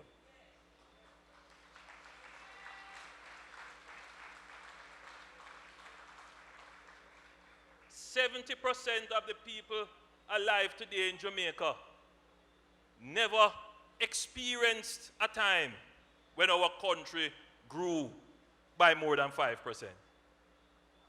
We don't know what it is to live in a society that is growing. Is it truth? That has been part of the depressed mode of our social psyche, that everything has to be poor, substandard, low quality, low expectation. We come to break that, not to carry that on, which is why we have prosperity as a mantra. You have to think that you're going to be prosperous. You have to believe that you're going to be prosperous, that your country is going to grow. You have to literally will it into being, in addition to doing the things that are necessary to carry it into being.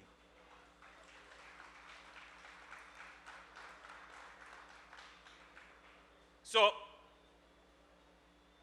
we have adopted a couple strategies for growth.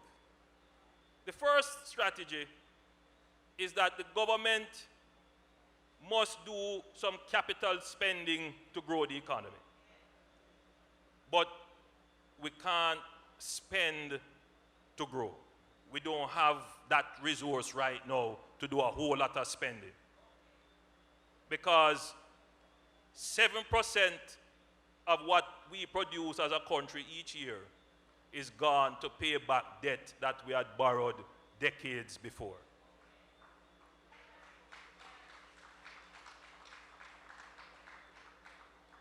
But if the government can't spend on growth, then investors must feel comfortable to spend in your country on growth, whether it is foreign investor or local investor.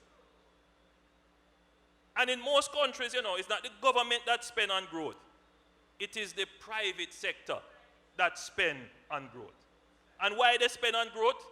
One, they feel that the government is stable, that somebody not going to just wake up tomorrow and say, you know what, we're going to do this way, or we're going to change that. They know that there is reasonable, rational, and continuity in policy.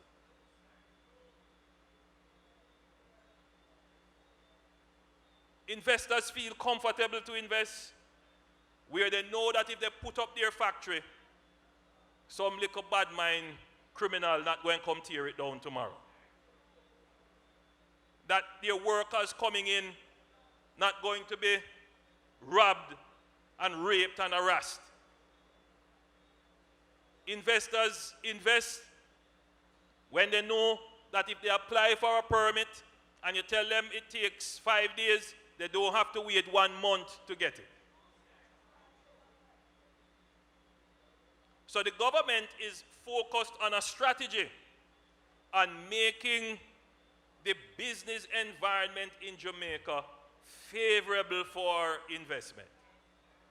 So let me just go back to when I said to you tonight, I met with representatives of the Cruise Shipping Association. And they told me what they would like to see for them to make greater investment in Jamaica. And we responded, myself and the Minister of Tourism, that we are going to do what is necessary to keep attracting that investment. So you notice the strategy in the investment with fixing the cruise ship pier, with fixing the cruise ship promenade, but we're improving the market as well. We're improving the craft market. We're building an artisan village. We are making it a place that is receptive for greater investment in tourism. And the investment in tourism is not just about building buildings and hotel rooms. The other side of the prosperity deal is that they must employ the people of Jamaica, because it is in the employment of the people of Jamaica that we place prosperity, your independence in your hands by the sweat of your brow.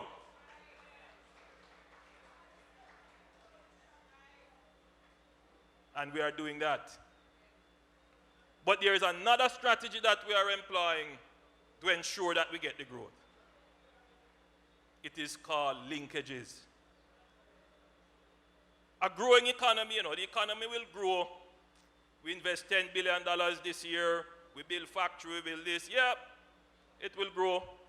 But for the growth to be sustained in a compound way, this factory that we just built must supply another factory that we just built with something.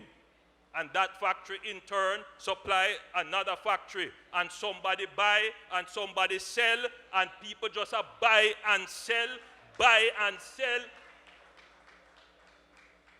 My production become your raw material, and your raw material become my final product. That is what we want. Not enough of this happens in Jamaica. And we see it between tourism and agriculture. So we are working very closely with the Linkages Council to make a tighter bond between tourism and agriculture so that more Jamaicans benefit from the growth that is happening sectorally. It makes sense that tourism grow and agriculture don't grow. Because all it means is that the food that the tourists are eating are being imported. So we are working on that. So ladies and gentlemen, it is always a great pleasure to be in your lovely town and in your beautiful parish. You are hospitable people, loving people. May God continue to bless you and may prosperity reign on your household. Let me start that one here. Like how Martin Luther King would have started. My dream, my dream, my dream, my dream, my dream. Tell you my dream is to live my dream. Hear the most I in me sleep when me sleep. Tell you my goal, my goal, my goal.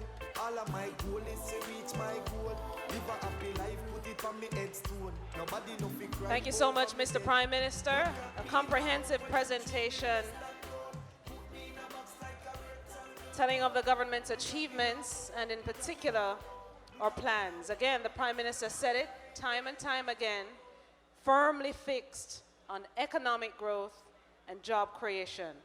And so now it's time to hear from you. This is the government taking the government to you. So we want you to come with your questions. We have our government ministers led by, of course, the Prime Minister. Now, remember our ground rules earlier. Let me go over them. We ask that you be respectful. So you have 2 questions per person. And importantly, because we have so many people here, we ask that you be very concise.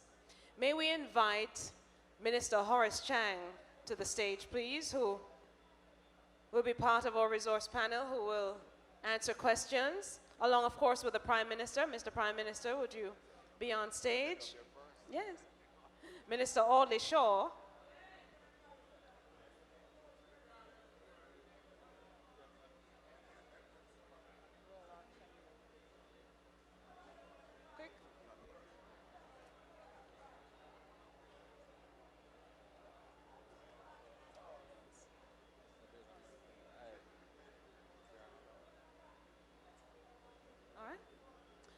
Ministers, they're refreshing themselves.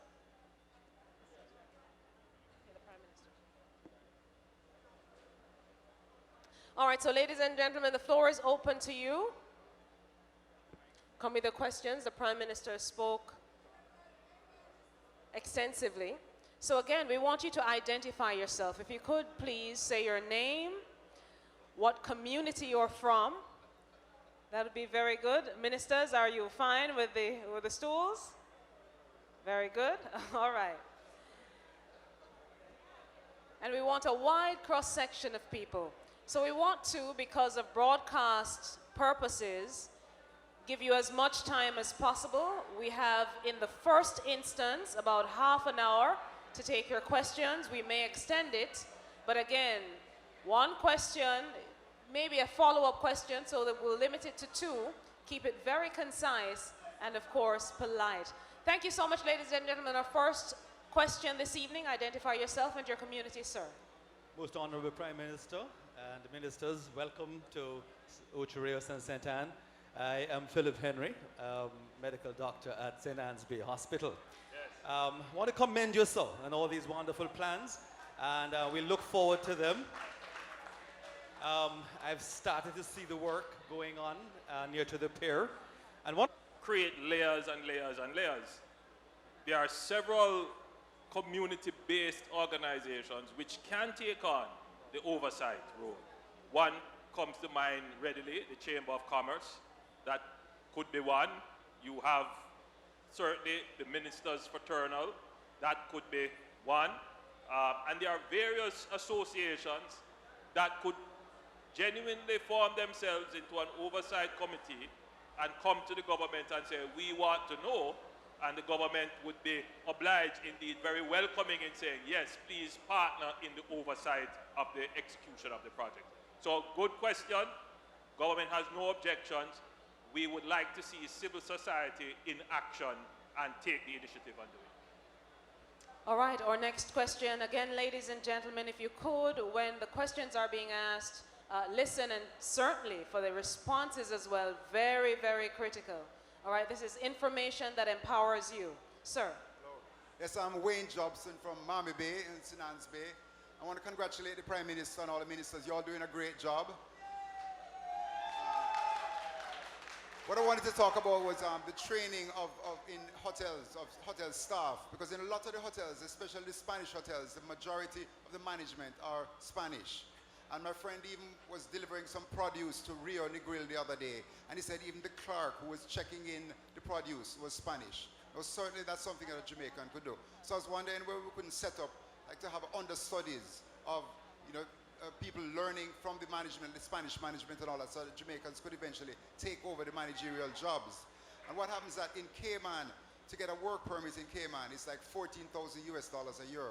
So therefore, it forces the hotels also in Cayman to use Caymanians. But in Jamaica, I don't know if that's the case. If we could find a way to make it so that the hotels are forced to use Jamaicans and train them to eventually take over.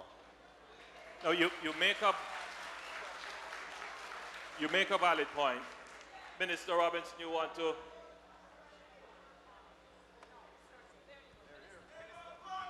You make a valid point, but let me just say quickly. In the meeting today with the representatives from the Cruise Ship Association, your Minister of Tourism, Ed Bartlett, was very quick to point out that he will be putting in place very shortly a training institution, more like a management college for management level staff of the hotel industry. He recognizes the problem that yes, many of the hotels are importing. Now let's be clear on this. Many of the international chains, for their own quality standards and management practices, they try to rotate staff from all over the world. So they will send Jamaicans to their hotels in Spain or in Italy or wherever, and Italians and Spanish speakers and Americans come here. But it can't be that 70%, 80%, 90% of the management staff are expatriates. If it is an issue with training, then this government is making the investment in training, because the rule already exists. And I'm certain that Minister Robinson will tell you that you cannot employ people for positions where there are trained Jamaicans who could fill the position. So I'm going to turn over to Minister Robinson to give you an insight into how the work permits are given. One thing, we make sure that the jobs are advertised in the Jamaican newspapers, in the Jamaican space, so that persons, qualified Jamaicans, can apply. Where there is a case where they're using specialized skills, there is a condition, because the minister can impose any condition that they wish to put. So I usually say that the work permit is approved for a period of 6 months or a year or 3 months, whatever the case may be, on condition that there is a Jamaican understudy. We also have a problem where there needs to be training in language in Jamaica, because we only speak English, and the world is the world is a village now, and with globalization, there is need for more training in languages in Jamaica. But we are mindful at the work permit department that whatever jobs that we give permits for, that those employers have searched and cannot find a Jamaican to fill that post. We make sure, absolutely sure of that. And of course, we have to accept that there are specialized skills that we don't have here. But as we have our people doing the understudy and doing training and certification. At the Ministry of Labor, we stress training and certification. It is absolutely necessary in the world that we now live. So we take care to make sure that the Jamaican workers at the Ministry of Labor and Social Security, the Jamaican workers are our first focus. We take pride in protecting the rights of the Jamaican worker. Thank you so much, Minister. Our next question, ma'am at the microphone, and then I'll ask one of our ushers to assist the Golden Age. No, ma'am, you can sit. We'll come to you. All right, fret not. Lady at the mic, please. Good evening. My name's Sandra Brown. Can everybody hear me? Right. My name's Sandra Brown, and I'm from a Christian ministry called Manor Outreach Ministries, which is a Christian organisation. Can you hear me? Yeah. Hello? Yes, perfect. That's Go better. ahead. Hello, good evening, Prime Minister and all the ministers here and everybody here. My name's Sandra Brown, and as you can tell from my accent, I'm from London. I work for a ministry called Manor Outreach Ministries, and we're part of First Assemblies of God in Ocho Rios.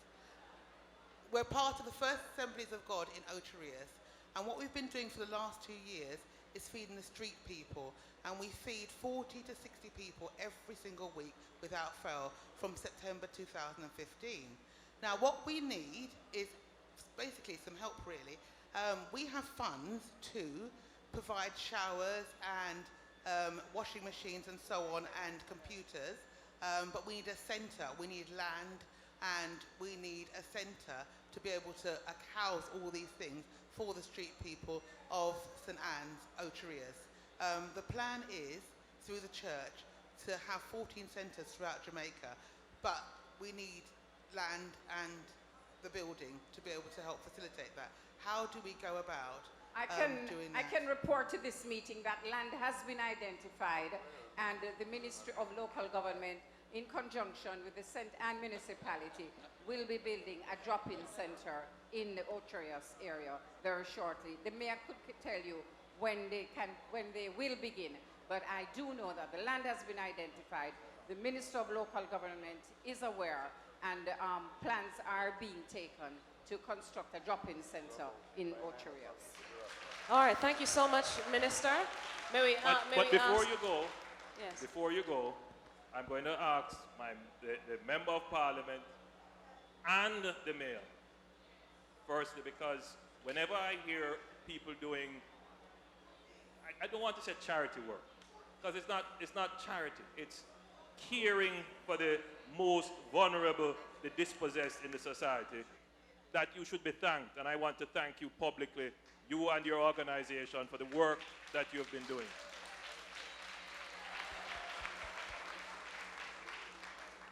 And in any way that we can facilitate you, I'm going to ask the Member of Parliament and the Member of Parliament for the adjoining constituency. The Jamaica Social Investment Fund is here, and the Mayor is here. I'm going to ask that you get in touch with this lady, see how we can assist. See how we can assist. All right. Thank you so much. As I said, it's government right at your doorstep. And our next person is one of our golden agers who would like to ask a question. We ask that those in the line just bear with us. Yes, go ahead, please. Good evening, gentlemen and ladies. Thank you very much, Mr. Prime Minister, for bringing your cabinet. It's great to see so many ministers so close. I listen to the radio most of the time, so I have a good idea of what's going on. I live at a little district called Epworth. When you spoke today, you spoke about Ocho Rios and St. Anne's Bay.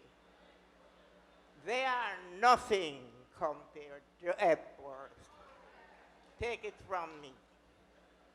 We are 5.5 miles from Ocho Rios by road and 3 miles by sight. But, Mr. Prime Minister, no self-respecting donkey will travel on that road.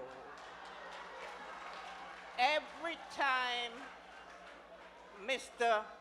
Stephen Shaw of NWA gets on Power 106, I get on the telephone, and he tells me the same thing.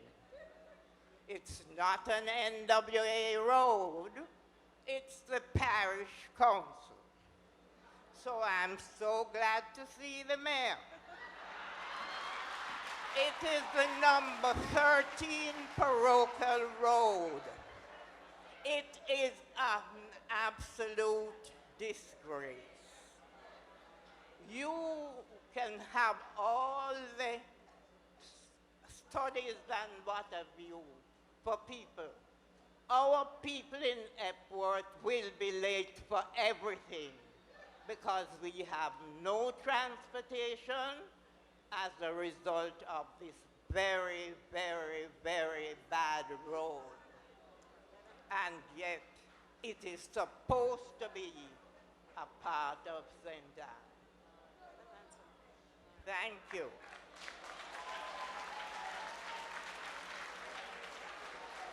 Prime Minister?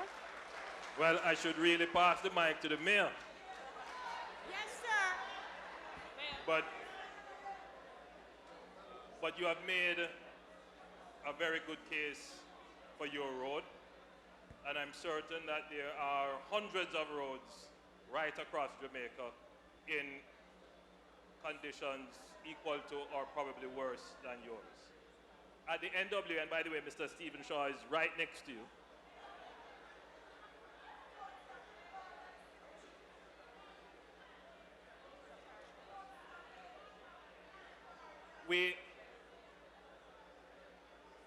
We have done a schedule of all the roads and their existing state of disrepair. And I will give a direction to Mr. Shaw, who is correct that parochial roads are the responsibility of the parish council. And I don't want to break that, otherwise the focus of the NWA may change. But I believe that there could be some partnership between the two organizations, the NWA and the parish council, and JSIF.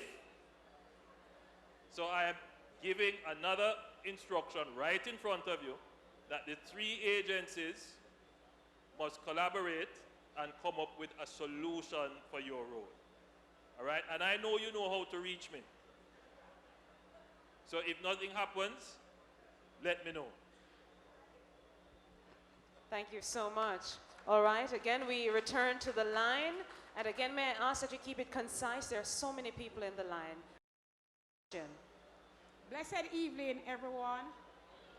I am from the community of Steertown, that violent community that everyone heard about.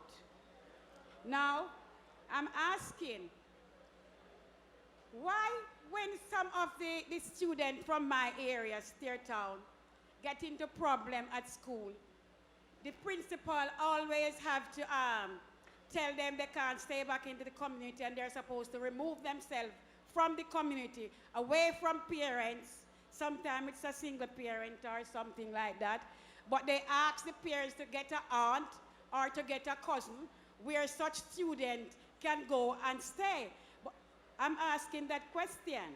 Now again, what I want to ask again is some sponsorship from the community of Ocho Rios. Whenever time someone from Steertown is making an application, they cannot use the name Steertown. They have to use something else, because once you say that you're from Steertown, your application would go into the bin. So I'm asking this evening if there's any business people to help us to cross that bridge, to help us so that we can get a community center or something to help us in that community. Thank you. But most of all, I want to hear about why the principal has to be turning the student from their parents when they get into trouble. Thank you so much for the question. Well, I'm going to ask the Minister of Education to address your first question. I've been out of that field for a little while, and I'm not aware that that is a standard practice. I could understand why a principal may have to use such a strategy in some instances, but I don't know of it to be a common practice. You may not be aware, but the Jamaica Social Investment Fund is present in Steertown. Steertown has seen, over the last 5 years, significant investments, including the building of a school, which at the time I was the Minister of Education, and started Yes, that sir. school. I do know, sir. I work with the Jamaica Social Investment Okay, Fund. great. So we are aware that there is a stigma attached to the community. Yes, sir. And, you know, even you, a member of the community, would have started by saying that violent community. And I want you, as a member of the community, to start thinking about your community and speaking about it in the way that you would want it to be. Yes, sir. Because it is our intention to change it from a violent community to a peaceful community. Yes, sir. And that is why JSIF is in that community now, making the intervention. We hope that the school is also having a serious impact on the community. We know the problems are entrenched, but with the effective work of JSIF, the effective work of the school, and now that you have mentioned it, I will have to turn my eyes there as well to see what is happening. I'm certain that we can change the perspective and the view of that community. Yes, sir. Thank you very much, PM. Just to say to you, there's a process that a principal has to follow. A principal, let me just make it very clear. There's a Education Act and there's a code of regulations. A principal cannot by him or herself remove a child from your school. There is a school board and there has to be a process where there has to be a hearing and a determination before any such action can take place. So I certainly would like, if there are any such breaches, that you're going to report it to the regional office in Brownstown, or certainly send me a letter so I can make sure the matter is properly dealt with, all right? Thank you so much, Minister Reid. Our next question.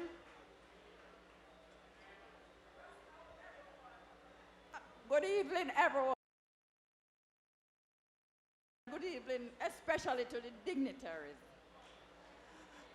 I'm not here to ask a question. I'm here to give some information because it satisfies me because your government is just in a baby stage and growing.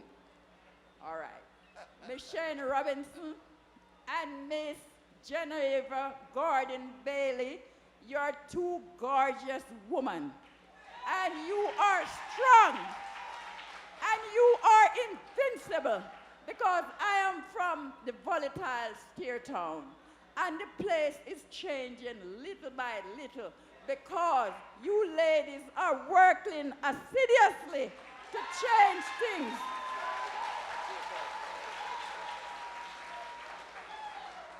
What you do, you're so smart. What you two ladies do, you're doing sport, and it is uniting the community. And I thank you very much for that, ladies, and all the best, because I see the changes little by little coming on, because I know within a time we will be able to run our community ourselves by getting tourism community in our place.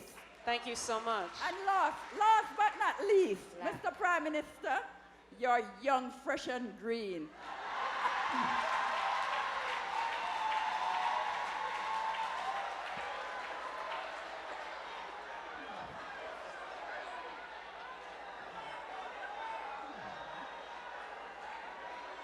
Yes, go ahead, ma'am. You're young, fresh, and green, and I thank you very much. I am the past, you are the present, and the future. I listen to my radio daily, and I'm very happy for you to give those students those money to go through with their education. Because without education, we just cannot make it. Education is the key to build a better nation. So thank you very much, sir. Thank you so much, ma'am. All right. May I also take the opportunity to welcome this community of Ocho Rios and the wider St. Anne who are here this evening. Sir, you're at the microphone, your question. Yeah. Good night, everyone. Yes, I'm very happy to be here to meet the Prime Minister, Ms. Shiny Robinson, the Mayor, and I don't hear about the councillors for this division, Mr. Ian Isaac and a couple of, yes, big up Mr. Ian Isaac. Yeah. Manayard, you're there. Yes, man. Manners and prayers. All right. I am Dennis Garden, the president for the Pineapple Citizen Association. And I've been serving this community for almost 40 years now. Yeah, hard work. And Mr. Prime Minister, I'm one of the first person who write you up to be a Prime Minister for Jamaica. Young, fresh as the lady say, green, hard working. And I did have hope, and I see the hope come true. And I know I'm going to see the growth. Yes. So I'm calling on the citizens of Ocho Rios and the people them from St. Ann, the Garden Parish, Bob Marley Parish, Marcus Garvey Parish, to join hands and heart to help build this community and Ocho Rios. I have a dream for Ocho Rios, and Mr. Holness say I have a dream for Ocho Rios. And me know Miss Shiny, the queen for St. Ann, hard working lady. Keep up the good work. Thank you so much, sir. 1 second more. I'm not Question, going over very the time. concise. The road, Yes. we are fixed. Just give me 1 second, because we are citizens, you know. Yes, go ahead. Yeah, man. The road we are fixing at Ocho Rios, from me born and grow, that never fixed yet. And first we see, it a dig up and freshen up. Thank you, no working good. Another thing now, when the tourists come off of the ship, me want to know so they come straight in a center. No craft market alone. Me want them walk up and down in the town and walk up the whole of St. Ann. Then want to go steer town, make them go. Minister of Security, Mr. Bobby Montague, I want to put a tight grip.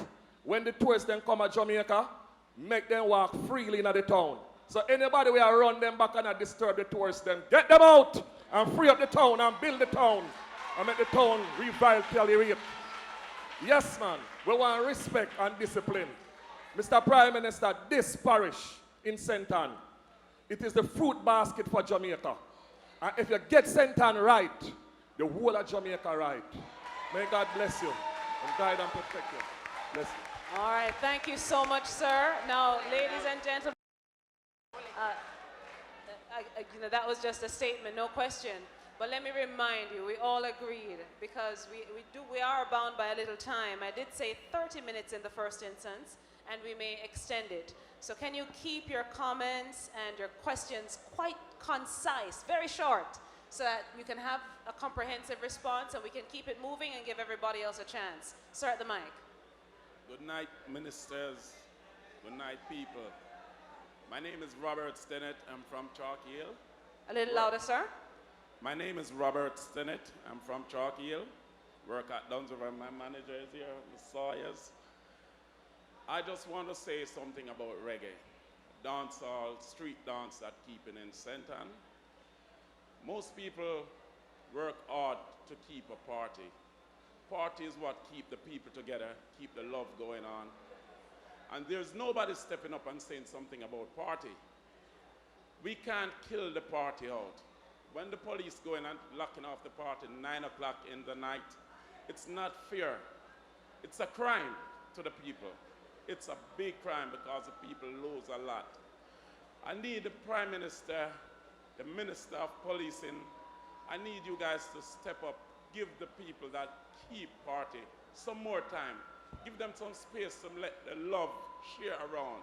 That's why we have so much criminals, because they get too much time to go and rest one place in the night, smoke and weed and plan things to do. All right, let's have a comprehensive response to that question then. Mr. Prime Minister, would you like to take it? I know there are plans for zones. I'm going to invite the Minister of National Security and the Mayor maybe, but definitely the Minister of National Security. I want you to, what you have said resonates with me. You are saying that you are a part of the entertainment industry. I never keep a party yet, but I visit them. You visit them? And I see what's going on. So you are speaking on behalf of the promoters? Promoter, the old Jamaican people who go out and celebrate with the promoters.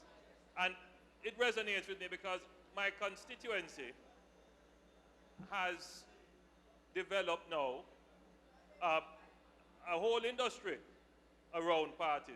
And what I did is I supported them in developing a road, Olympic Way, which we now call the hip strip, where all the parties happen.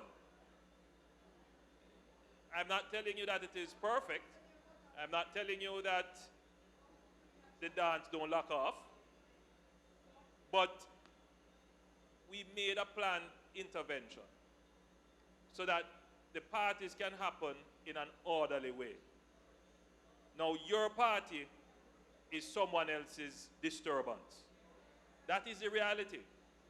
Your party is someone else's distraction. Somebody needs to get their full night's sleep so that they can wake up at 6 a.m. in the morning when you are coming home from the party to go and man their jobs. So we recognize the value of both sides of the argument. I think that parties have a place. I think that they are part of the economy. But it can't be to the detriment and denial of someone else's right to enjoy peace and quiet in their zone. It is a part of the constant struggle of who we are as Jamaicans. You know, Bob Marley said, you know, I want to disturb my neighbor because I'm feeling so. And we understand that is the Jamaican spirit. We mean no harm. We want to express ourselves and share our enjoyment. But the government has to stand in the middle of this issue and determine a way in which if you choose to party until 6 a.m., you can do so. Because your spending at the bar is going to produce money for somebody to send their children to school, equally like the person who has to get up and go to work in the morning. So what we need are zones that are properly developed and designated, where promoters can party all night if they want, and all day if they want. And we know that that is a party zone. That if somebody pick up the phone and complain about the party zone, the police will have to say, by law, that's the party zone. That is what the government is now considering as to how we can do that. I know the Minister of National Security and the Minister of Entertainment and the Minister of Tourism, we are thinking about that. Because it is part of what we call the public order strategy. It is literally part of our national security strategy. So I want to assure you that the government is not insensitive to it. It is something that we are actively considering. And I would say that I can't say the months to come, it will take time to develop such a policy and carry out an extensive consultation. But we have actually started to frame the policy, and which is why I'm saying to you, have a little patience with us. We understand the issues, and I think we have a solution that is working. Thank you, sir. All right, the next gentleman in the hat behind. Good evening, ladies and gentlemen, my Honorable Prime Minister and other ministers, to my MP for being host of this first town meeting, big up. I am here on behalf, my name is Tennis Williams, I'm on behalf of the Marcus Garvey Technical High School. I am alumni rep. About 5 years ago, the Ministry of Education, through its regional office, asked the school to come off shift system.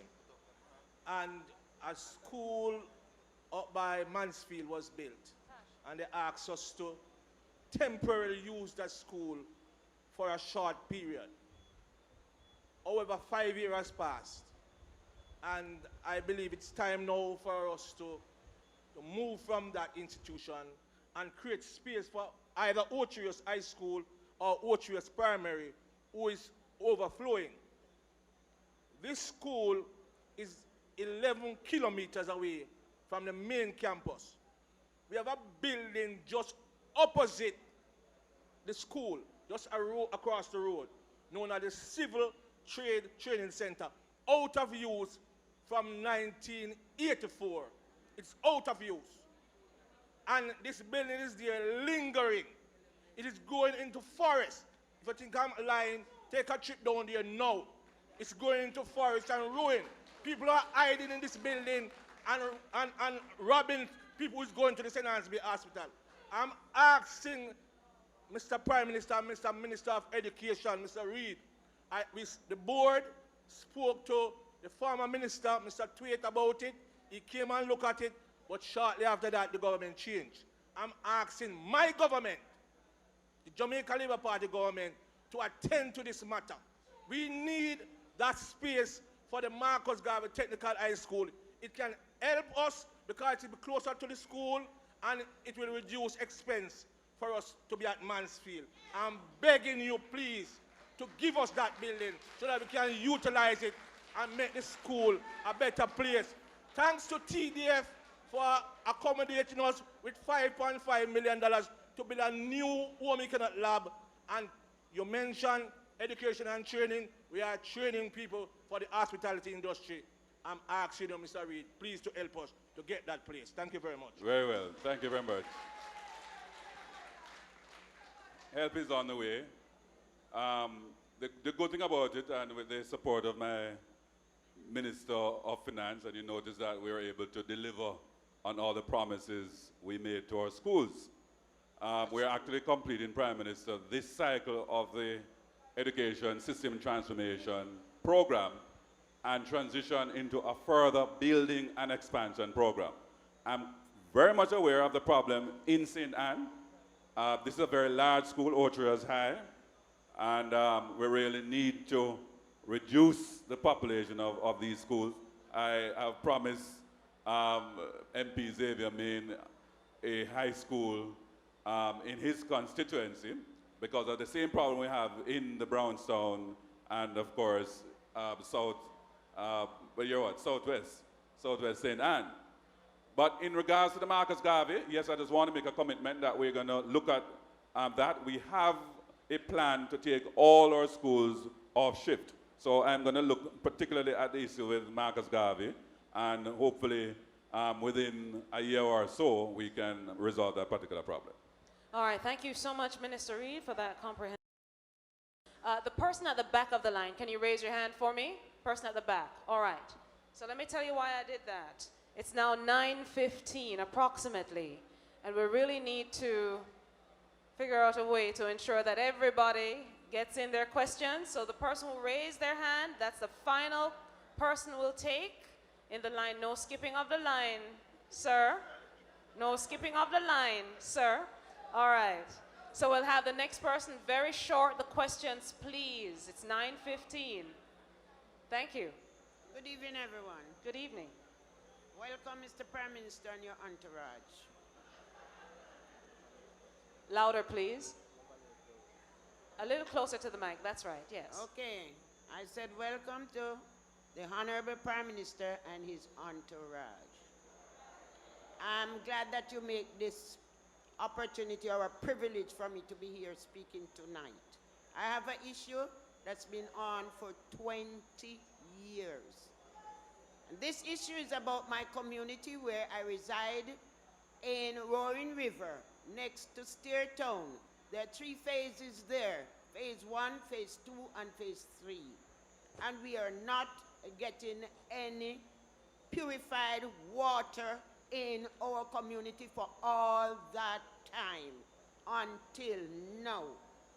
And I've been to several meetings, several places, asked for sponsors, carry water sample to the lab in B-Bay, to the Hope Water Authority, speak with the minister, several meetings likewise, go on the newspaper, go in the television, just to highlight the quality of water. See, this is a publication.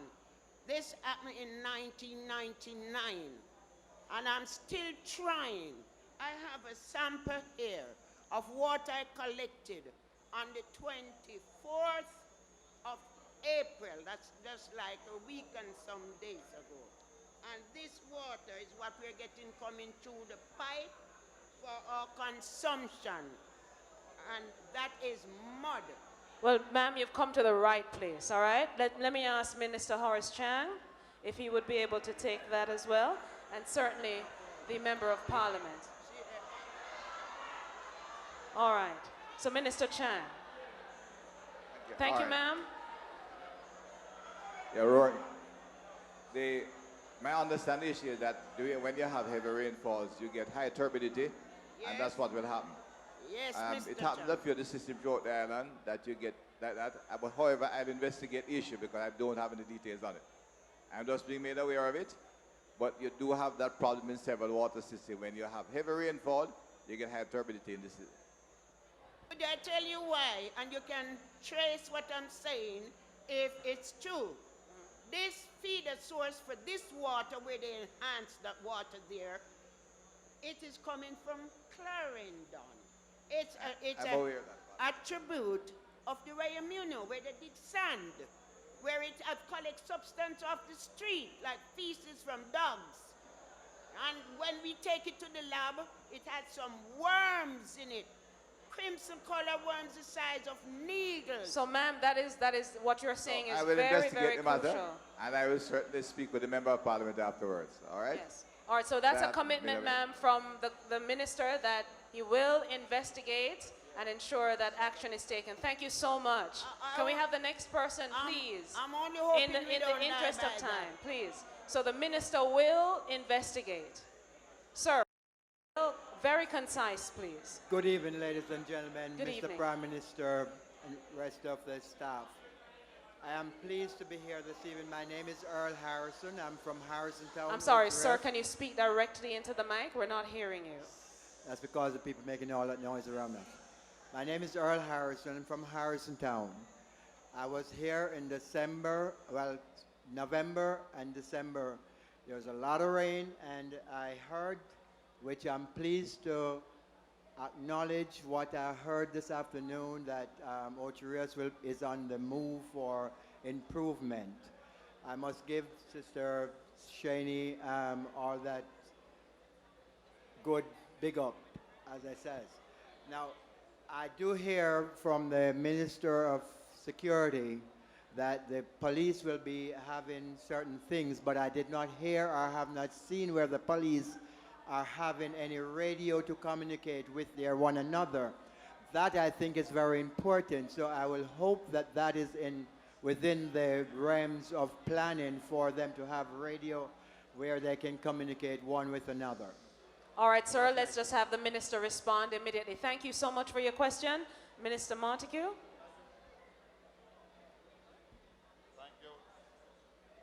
Thank you very much, sir. Just to inform you that my little time, I couldn't tell you everything. But the government in the last financial year, thanks to the Prime Minister and Minister Shaw, signed off on over $1 million to install a new digital radio network for the police and the army. So that is up and running as we speak. Good night, everyone. That is Mr. Montague area, and I'm glad to be here representing St. Mary because we are sisters, St. Mary and St. Anne, so we need to work together. The good thing about it, when you have a plan, you need a good team to work with. So you need to find who you can work with, both on the floor and up top, because that's when you're gonna get a good result. I appreciate seeing you. I've met some of your colleagues there, Prime Minister, and they are very nice people. So the post they are in, congratulations. Like Montague and my sister there. I love the spirit of you as being a young Prime Minister. As God would said, young man, I call you because you're strong. If God didn't know you could do it, then you wouldn't be in the seat of the power that you are in. Because to deal with people today, it takes guts. And if you can get there, then you can make it. I would like to tell you that I love the plans that you are putting out, but you have to start at the ground. If you can get the ground level and build it, because you're just going, you're like a young baby, not because you have been there before. There is new things that can put in place to build Jamaica. And I can assure you that God is behind you in everything that you're doing, because Jamaica is coming back.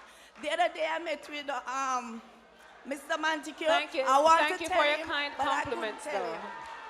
I'm not finished, miss. No, but Sometimes there's a drive waiting on me. So I have patience to be here. I called the Prime Minister's office to meet him one away so I could help him. Yes. Because don't look at people at where they are. It's a step ladder going up, and we need to be together. The Prime Minister needs to work with the community, Yes. and the community work with him. Absolutely. Because guess what? The crime is built from poverty and poorness. And if you can get poverty and poorness to go down by look forward to invest in your small people, then investors will come in. I know my thing, and I know where I can work to help my community and my country to be a better place. In my community, I wake up 3 o'clock and walk around. I need to see that in the whole Jamaica. Thank you very much. Have a good night. Appreciate it. Thank you for your kind compliments. I'm sure the Prime Minister and his team. Ma'am, very concise. Good evening, ladies and gentlemen. I'm Christine Dalrymple from St. Anne's Bay. My question is to Minister Shaw. Minister Shaw, I understand that we spend 1.2 billion US dollars on fuel for our cars, petrol, gas, and diesel. And I would like to know, Minister, when you are going to take the import duty off electric cars, and when are you going to put in the infrastructure so that we can run electric cars? We have abundant solar energy. We can run our cars much cheaper than $1.2 billion US. That would help bring down our debt. Thank you so sir. much, ma'am. Excellent question. Minister Shaw, please. Working, yes. Well, of course, this is not just my portfolio, it's across other portfolios. But I think the important point that I'd like to convey to you is that we are looking at a differential duty structure to encourage the importation of more fuel-efficient vehicles. Smaller units that consume less fuel, you give them a better, a lower customs duty. That is the first step. And other steps along the way is to give other concessions for specialized vehicles like the type you mentioned, the ones that run by batteries that can be charged overnight and don't use the expensive fuel. So the idea of a differential structure on the import duties is the beginning of that process, and we're looking at it. I would prefer zero. Thank you so much, ma'am. Prime Minister, you wanted to comment? Just very quickly, just to tell you, yes, we are moving towards greater efficiency in our energy sector and diversifying our energy sector. A very exciting project coming up. The JUTC is a large consumer of heavy diesel fuel, of diesel to run the buses. We are now looking at piloting the use of LNG, converting our buses from diesel to LNG as a start. Electric vehicles or dual fuel vehicles are also being considered, as the minister said, in terms of what we're going to do to promote it. But I just want to bring you up to date that just by transitioning from diesel to LNG in our buses, we would start to reduce emissions, but more so reduce the cost of operating the JUTC. So we are well underway in doing those things. Thank you so much, Prime Minister. Thank you, ma'am. Our next question again, very short, that would be nice. Thank you. I'll do my best. First, please indulge me. I am so proud as someone who was born in Jamaica, a British subject, to meet our first post-independence board Prime Minister. It makes me very proud. And thank you for this opportunity. Two issues. One, my friend just mentioned a concern about the environment. I'm extremely excited that you're focusing on prosperity. That's excellent. Is there a sensitivity in all of your planning to the environmental impact of some of these excellent plans that you're making? Question one, and my question two will be brief. The St. Anne's Bay Hospital. If we're bringing in a lot more people into the community, we have to make sure that some of our medical facilities are in good order to be able to respond to any health issues. Thank you very much. Thank you. Prime Minister, and then... Everything that we do, we consider the environmental impact. And you would have noted that there are some investments that we have actually not gone ahead with. For example, Goat Island, which would be a major investment, but the environmental impact, we decided no, because there are some things that you just simply can't replace. But the trade-off which really exists between economic growth and environmental protection is one that is real, and we struggle with it daily. You can rest assured that you have a government that is conscious, that will not trade off our environment for economic growth and prosperity. The truth is that you can't be prosperous unless you have the environment to enjoy it. Thank you. And Minister Robinson, you want to take the question about the St. Anne's Bay Hospital, please? We have been doing some work at the St. Anne's Bay Hospital, and we are cognizant of the fact that there needs to be much more upgrading. And just yesterday, the Minister of Health, in his contribution to the sectoral debate, announced that the St. Anne's Bay Hospital is one of those that's earmarked to be moved up to a Type A hospital. So we are going to keep him to his word, and we invite the public to volunteer and come on board and help whenever they can. Corporate St. Anne, corporate Jamaica, and anyone who can help. The hospital is always willing to have helping hands, but we are working on your concerns. Thank you so much, Minister. And the lady before was beautiful in terms of her short question. And may we have the next person, please? Yes, ma'am. Show labor rights? Show labor rights? May I just caution you, though, this is a forum, a community forum. I'm just greeting. Minister Montague, it's good to see you. Over the years, I've been watching you. I know you would do it. And the police force is so happy with you at the helm. Honorable, most honorable Andrew Holness, good evening. You are without a doubt the second greatest leader and prime minister Jamaica has ever seen.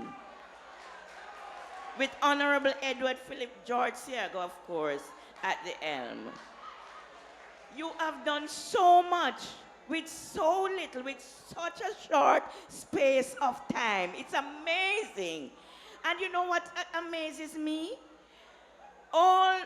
If you look around, all those who doubted you are here and they're smiling and they are happy because you have put everything in place. And Mr. Oles, let me tell you something. You are my heartbeat.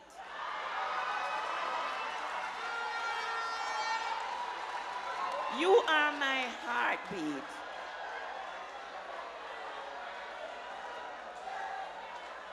Thank you so much, ma'am. Remember, we really have to keep it short. You can know that you're a great leader when you have the opposition shuffling up for a leader to come to you. But there's none. And Mrs. Rob, love you. Thank you so much. May I,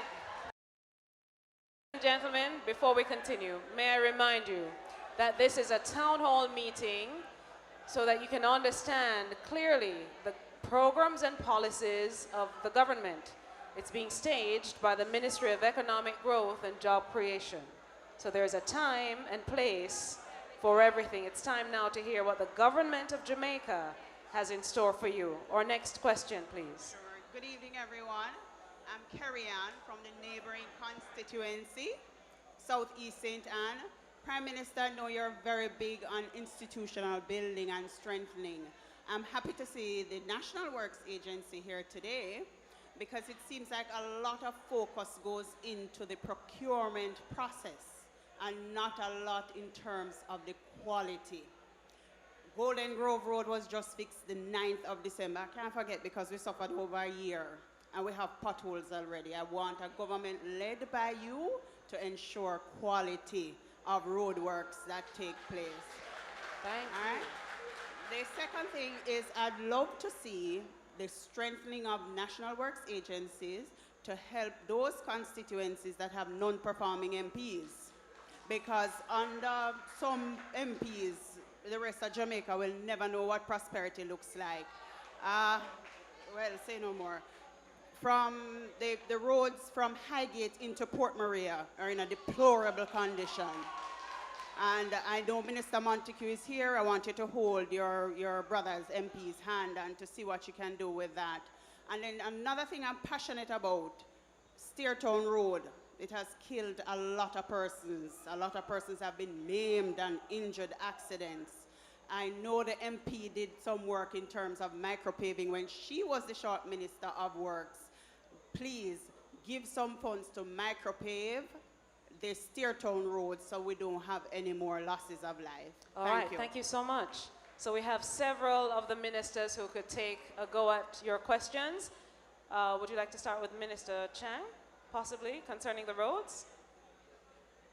No, we'll make of that. Certain qualities have vital importance to the government in terms of expenditure of money, and we will certainly take note of the lady's comment and follow up on that, because there are clearly some areas where contractors are failing to deliver the quality that is required. But the citizens in the community can assist by informing us. Minister Warmington is always available, and members of NAA, because if the work is not being done effectively at the time of execution, we are willing to intervene and take corrective measures. Normally about 10% of the contract is retained to look at problems that may emerge in the short term, and we can use that money to take some corrective measures. Thank you for the observation. All right, thank you so much. Just quickly, Stephen, I'm sure you have written down the roads that were mentioned. The one that was just repaired and a pothole is in it. Please ensure that that is addressed. Your bigger question about ensuring quality is a concern that I share, and I want you to rest assured that we will ensure that there is quality work being done by the NWA. All right. Yes, ma'am. Good evening, everyone. My name is Rowena Newman Ridley. I'm an educator, an early childhood educator, and my question is for the Honorable Minister. Early childhood institutions owned by the government are being put under undue duress for certification by the Early Childhood Commission. Is there any forthcoming assistance or push in policy adjustment to the legislation that surrounds the role and function of the Early Childhood Commission as it relates to infant schools, which are owned by the government? Thank you so much for the question. Minister? Yeah, thank you very much for the question. The simple answer is yes. I'll be announcing more comprehensively what we'll be doing for the early childhood sector. Yes, we have to ensure that all the schools, both private and government, achieve the 12 standards. We are going to be working on, and there are a number of them that we already particularly taken over recently in terms of adding infant department, that we are investing significantly in the infrastructure of these institutions to ensure that they meet the required standards. So we'll be working with the sector to support it, to make sure that the standards that we articulate are achieved. Thank you so much, Minister. May we have the next person, please? Very short. Yes, come, sir. Yes, good night, Mr. Prime Minister, Mr. Shaw, Mr. Chang. I know what concise mean. This is Wilfred Gray from Facebook, from 203, volunteer for JLP without compensation. One question I have to ask, can you outdo yourself with that 1.5 words that are banned, giving every worker a raise of pay? Can you really outdo that? Next question, because Facebook people, they're all on my page. They know who is Wilfred Gray. You all in Centon don't know. Question. Are we sorry for criminals? Can we do like Seattle during the 1980s, JLP government of the 1960s and before, and hang them when they're convicted as per Jamaican law and reduce crimes? Thank you. Thank you, sir. Prime Minister, it falls right in your hands, please. Well,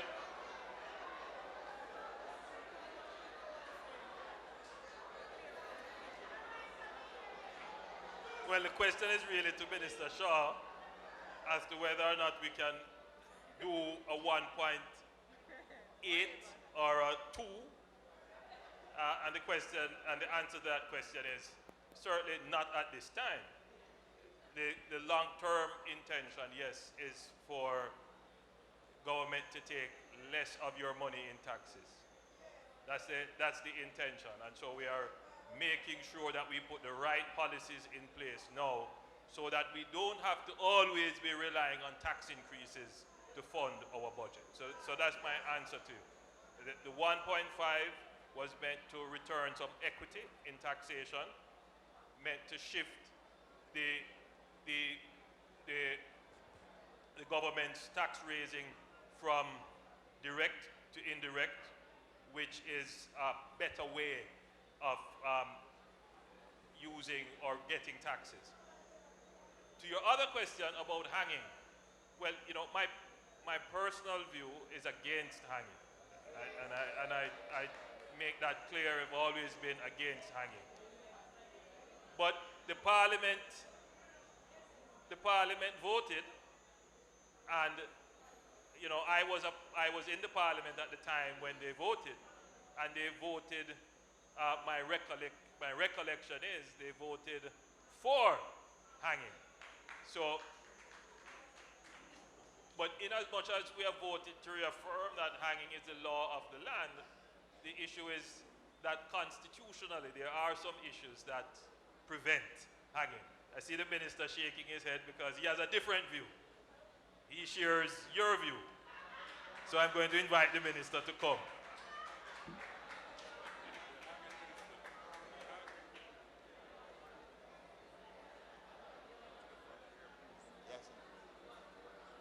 Thank you, Prime Minister. Ladies and gentlemen, the laws of Jamaica is very clear. That if you are condemned to be hanged, you will be. And there is nobody on death row at this time. But if somebody turns up on death row and have satisfied all the legal requirements, this minister is anxious to sign.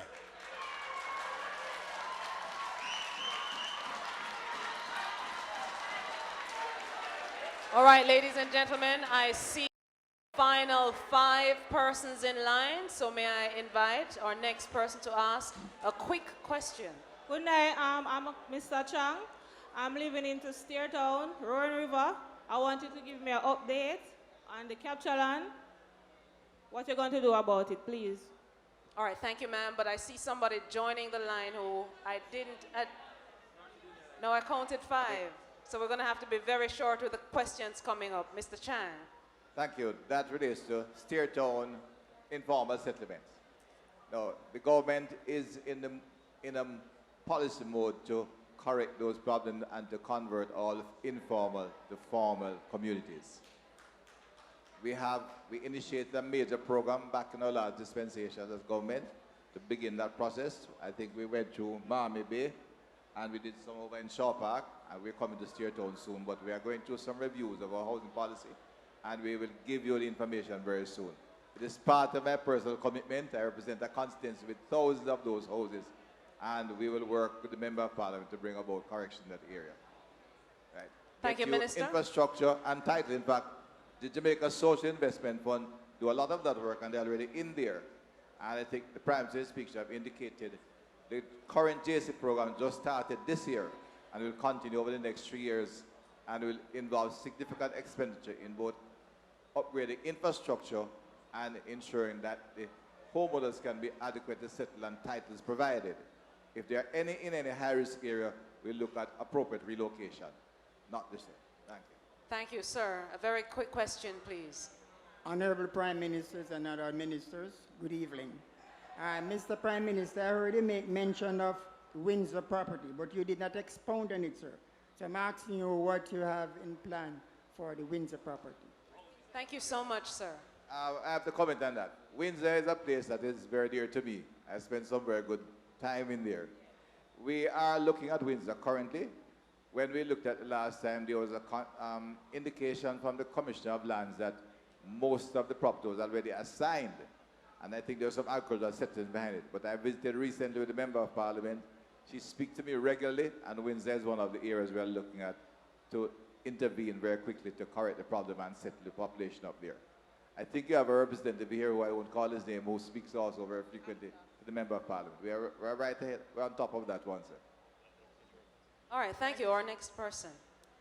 Good night, everyone. Mr. Prime Minister, I want to know, when are you going to change like a country from a constitutional monarch to like a republic? And my second question is fixed election date and government two-term. All right, Mr. Prime Minister. The fixed election date, Minister Chuck has presented to the Cabinet a submission. Minister Chuck has presented to the Cabinet a submission to give authority now for laws to be drafted for a fixed election date. So that is a promise that was made that we intend to keep. In terms of the change from our present status to a republic, this is an ongoing conversation. My perspective is that at the appropriate time, it will happen. Right now, the efforts of my government is to focus on our economic independence. That means that the true expression of our independence, of our status of being in charge of our own destiny, is for us to reduce our debt, grow our economy, get people like yourself employed, educated, and the ability to truly have control over your own destiny. And to me, that is the expression of our independence. So at the appropriate time, I'm certain that Jamaica will adopt the Republican status. Thank you. Thank you. Our next person. Good night, everybody. I am Natalia. I'm from St. Anne's Bay. My question is, sir, I am a dropout student from St. Hilda's because of teenage pregnancy. However, I am an Igla at St. Anne's Bay Market, and the market cannot hold everybody. So, you know, we have to come out on the road. I do understand that rules are to be obeyed, but whenever the municipal police are working, sir, and they're seizing your goods, they take them away, throw them in the trucks, they damage them, and then in return they want you to come and pay for the damaged goods. That is not right. That's not right, sir. They need to respect us also. If you're taking our goods, take them up and put them up properly. You can't damage them. All right, thank you, ma'am. Let's have a response.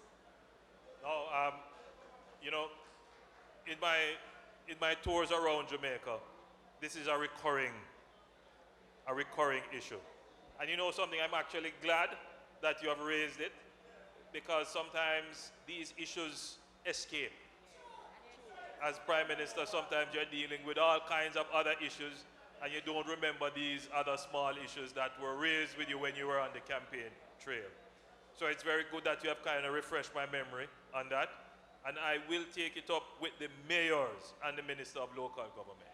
Right? Our government is committed to respecting the rights of every citizen.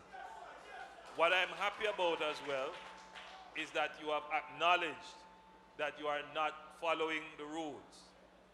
And we also acknowledge the situation with the market. As I've said, we are making the investment in the market in Ocho Rios.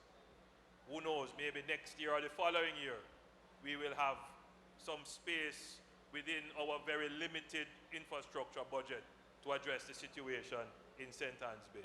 But if as citizens we all try to follow the law, and the law tries to help the citizen, Jamaica will be a better place. So I am going to follow up, Mr. Mayor. Expect a call from me in this regard. All right, thank you. Our penultimate person at the microphone. Good afternoon.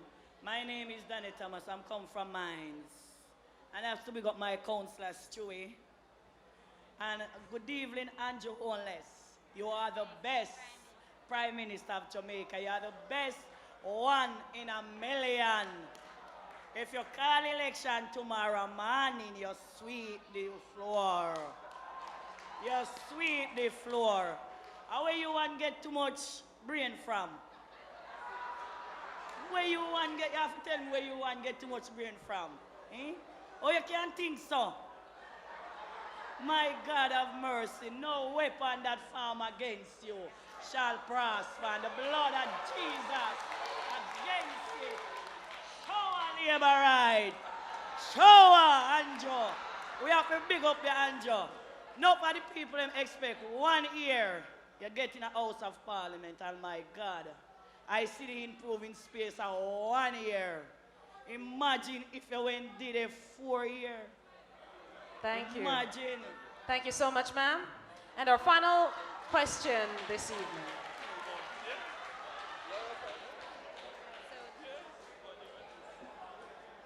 To the honorable panel, to the audience at large, good Yes. evening.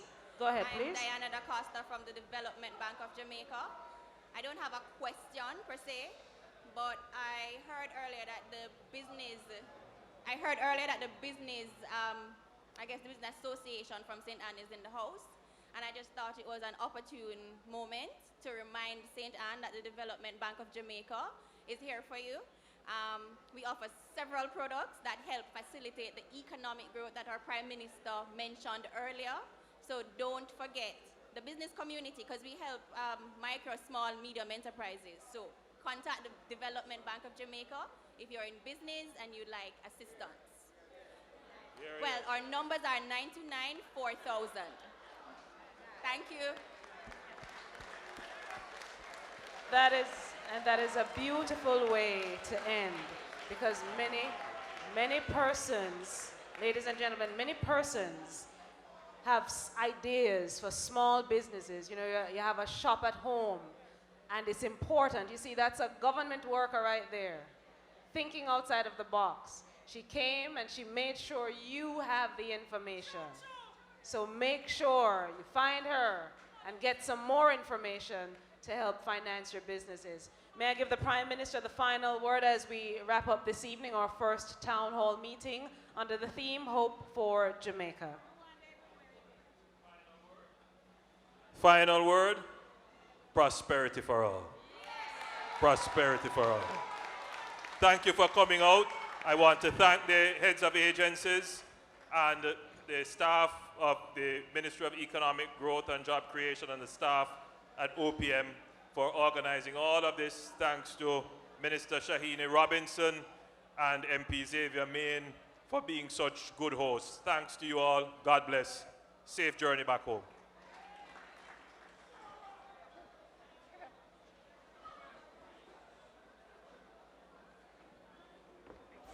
Tours after tours after tours after tours. When me name call is like roars after roars. Sweet melody and chorus after chorus. Them lock a one door, me just doors after doors after doors after doors after doors after doors. Look at me now, where them treat me less than gold.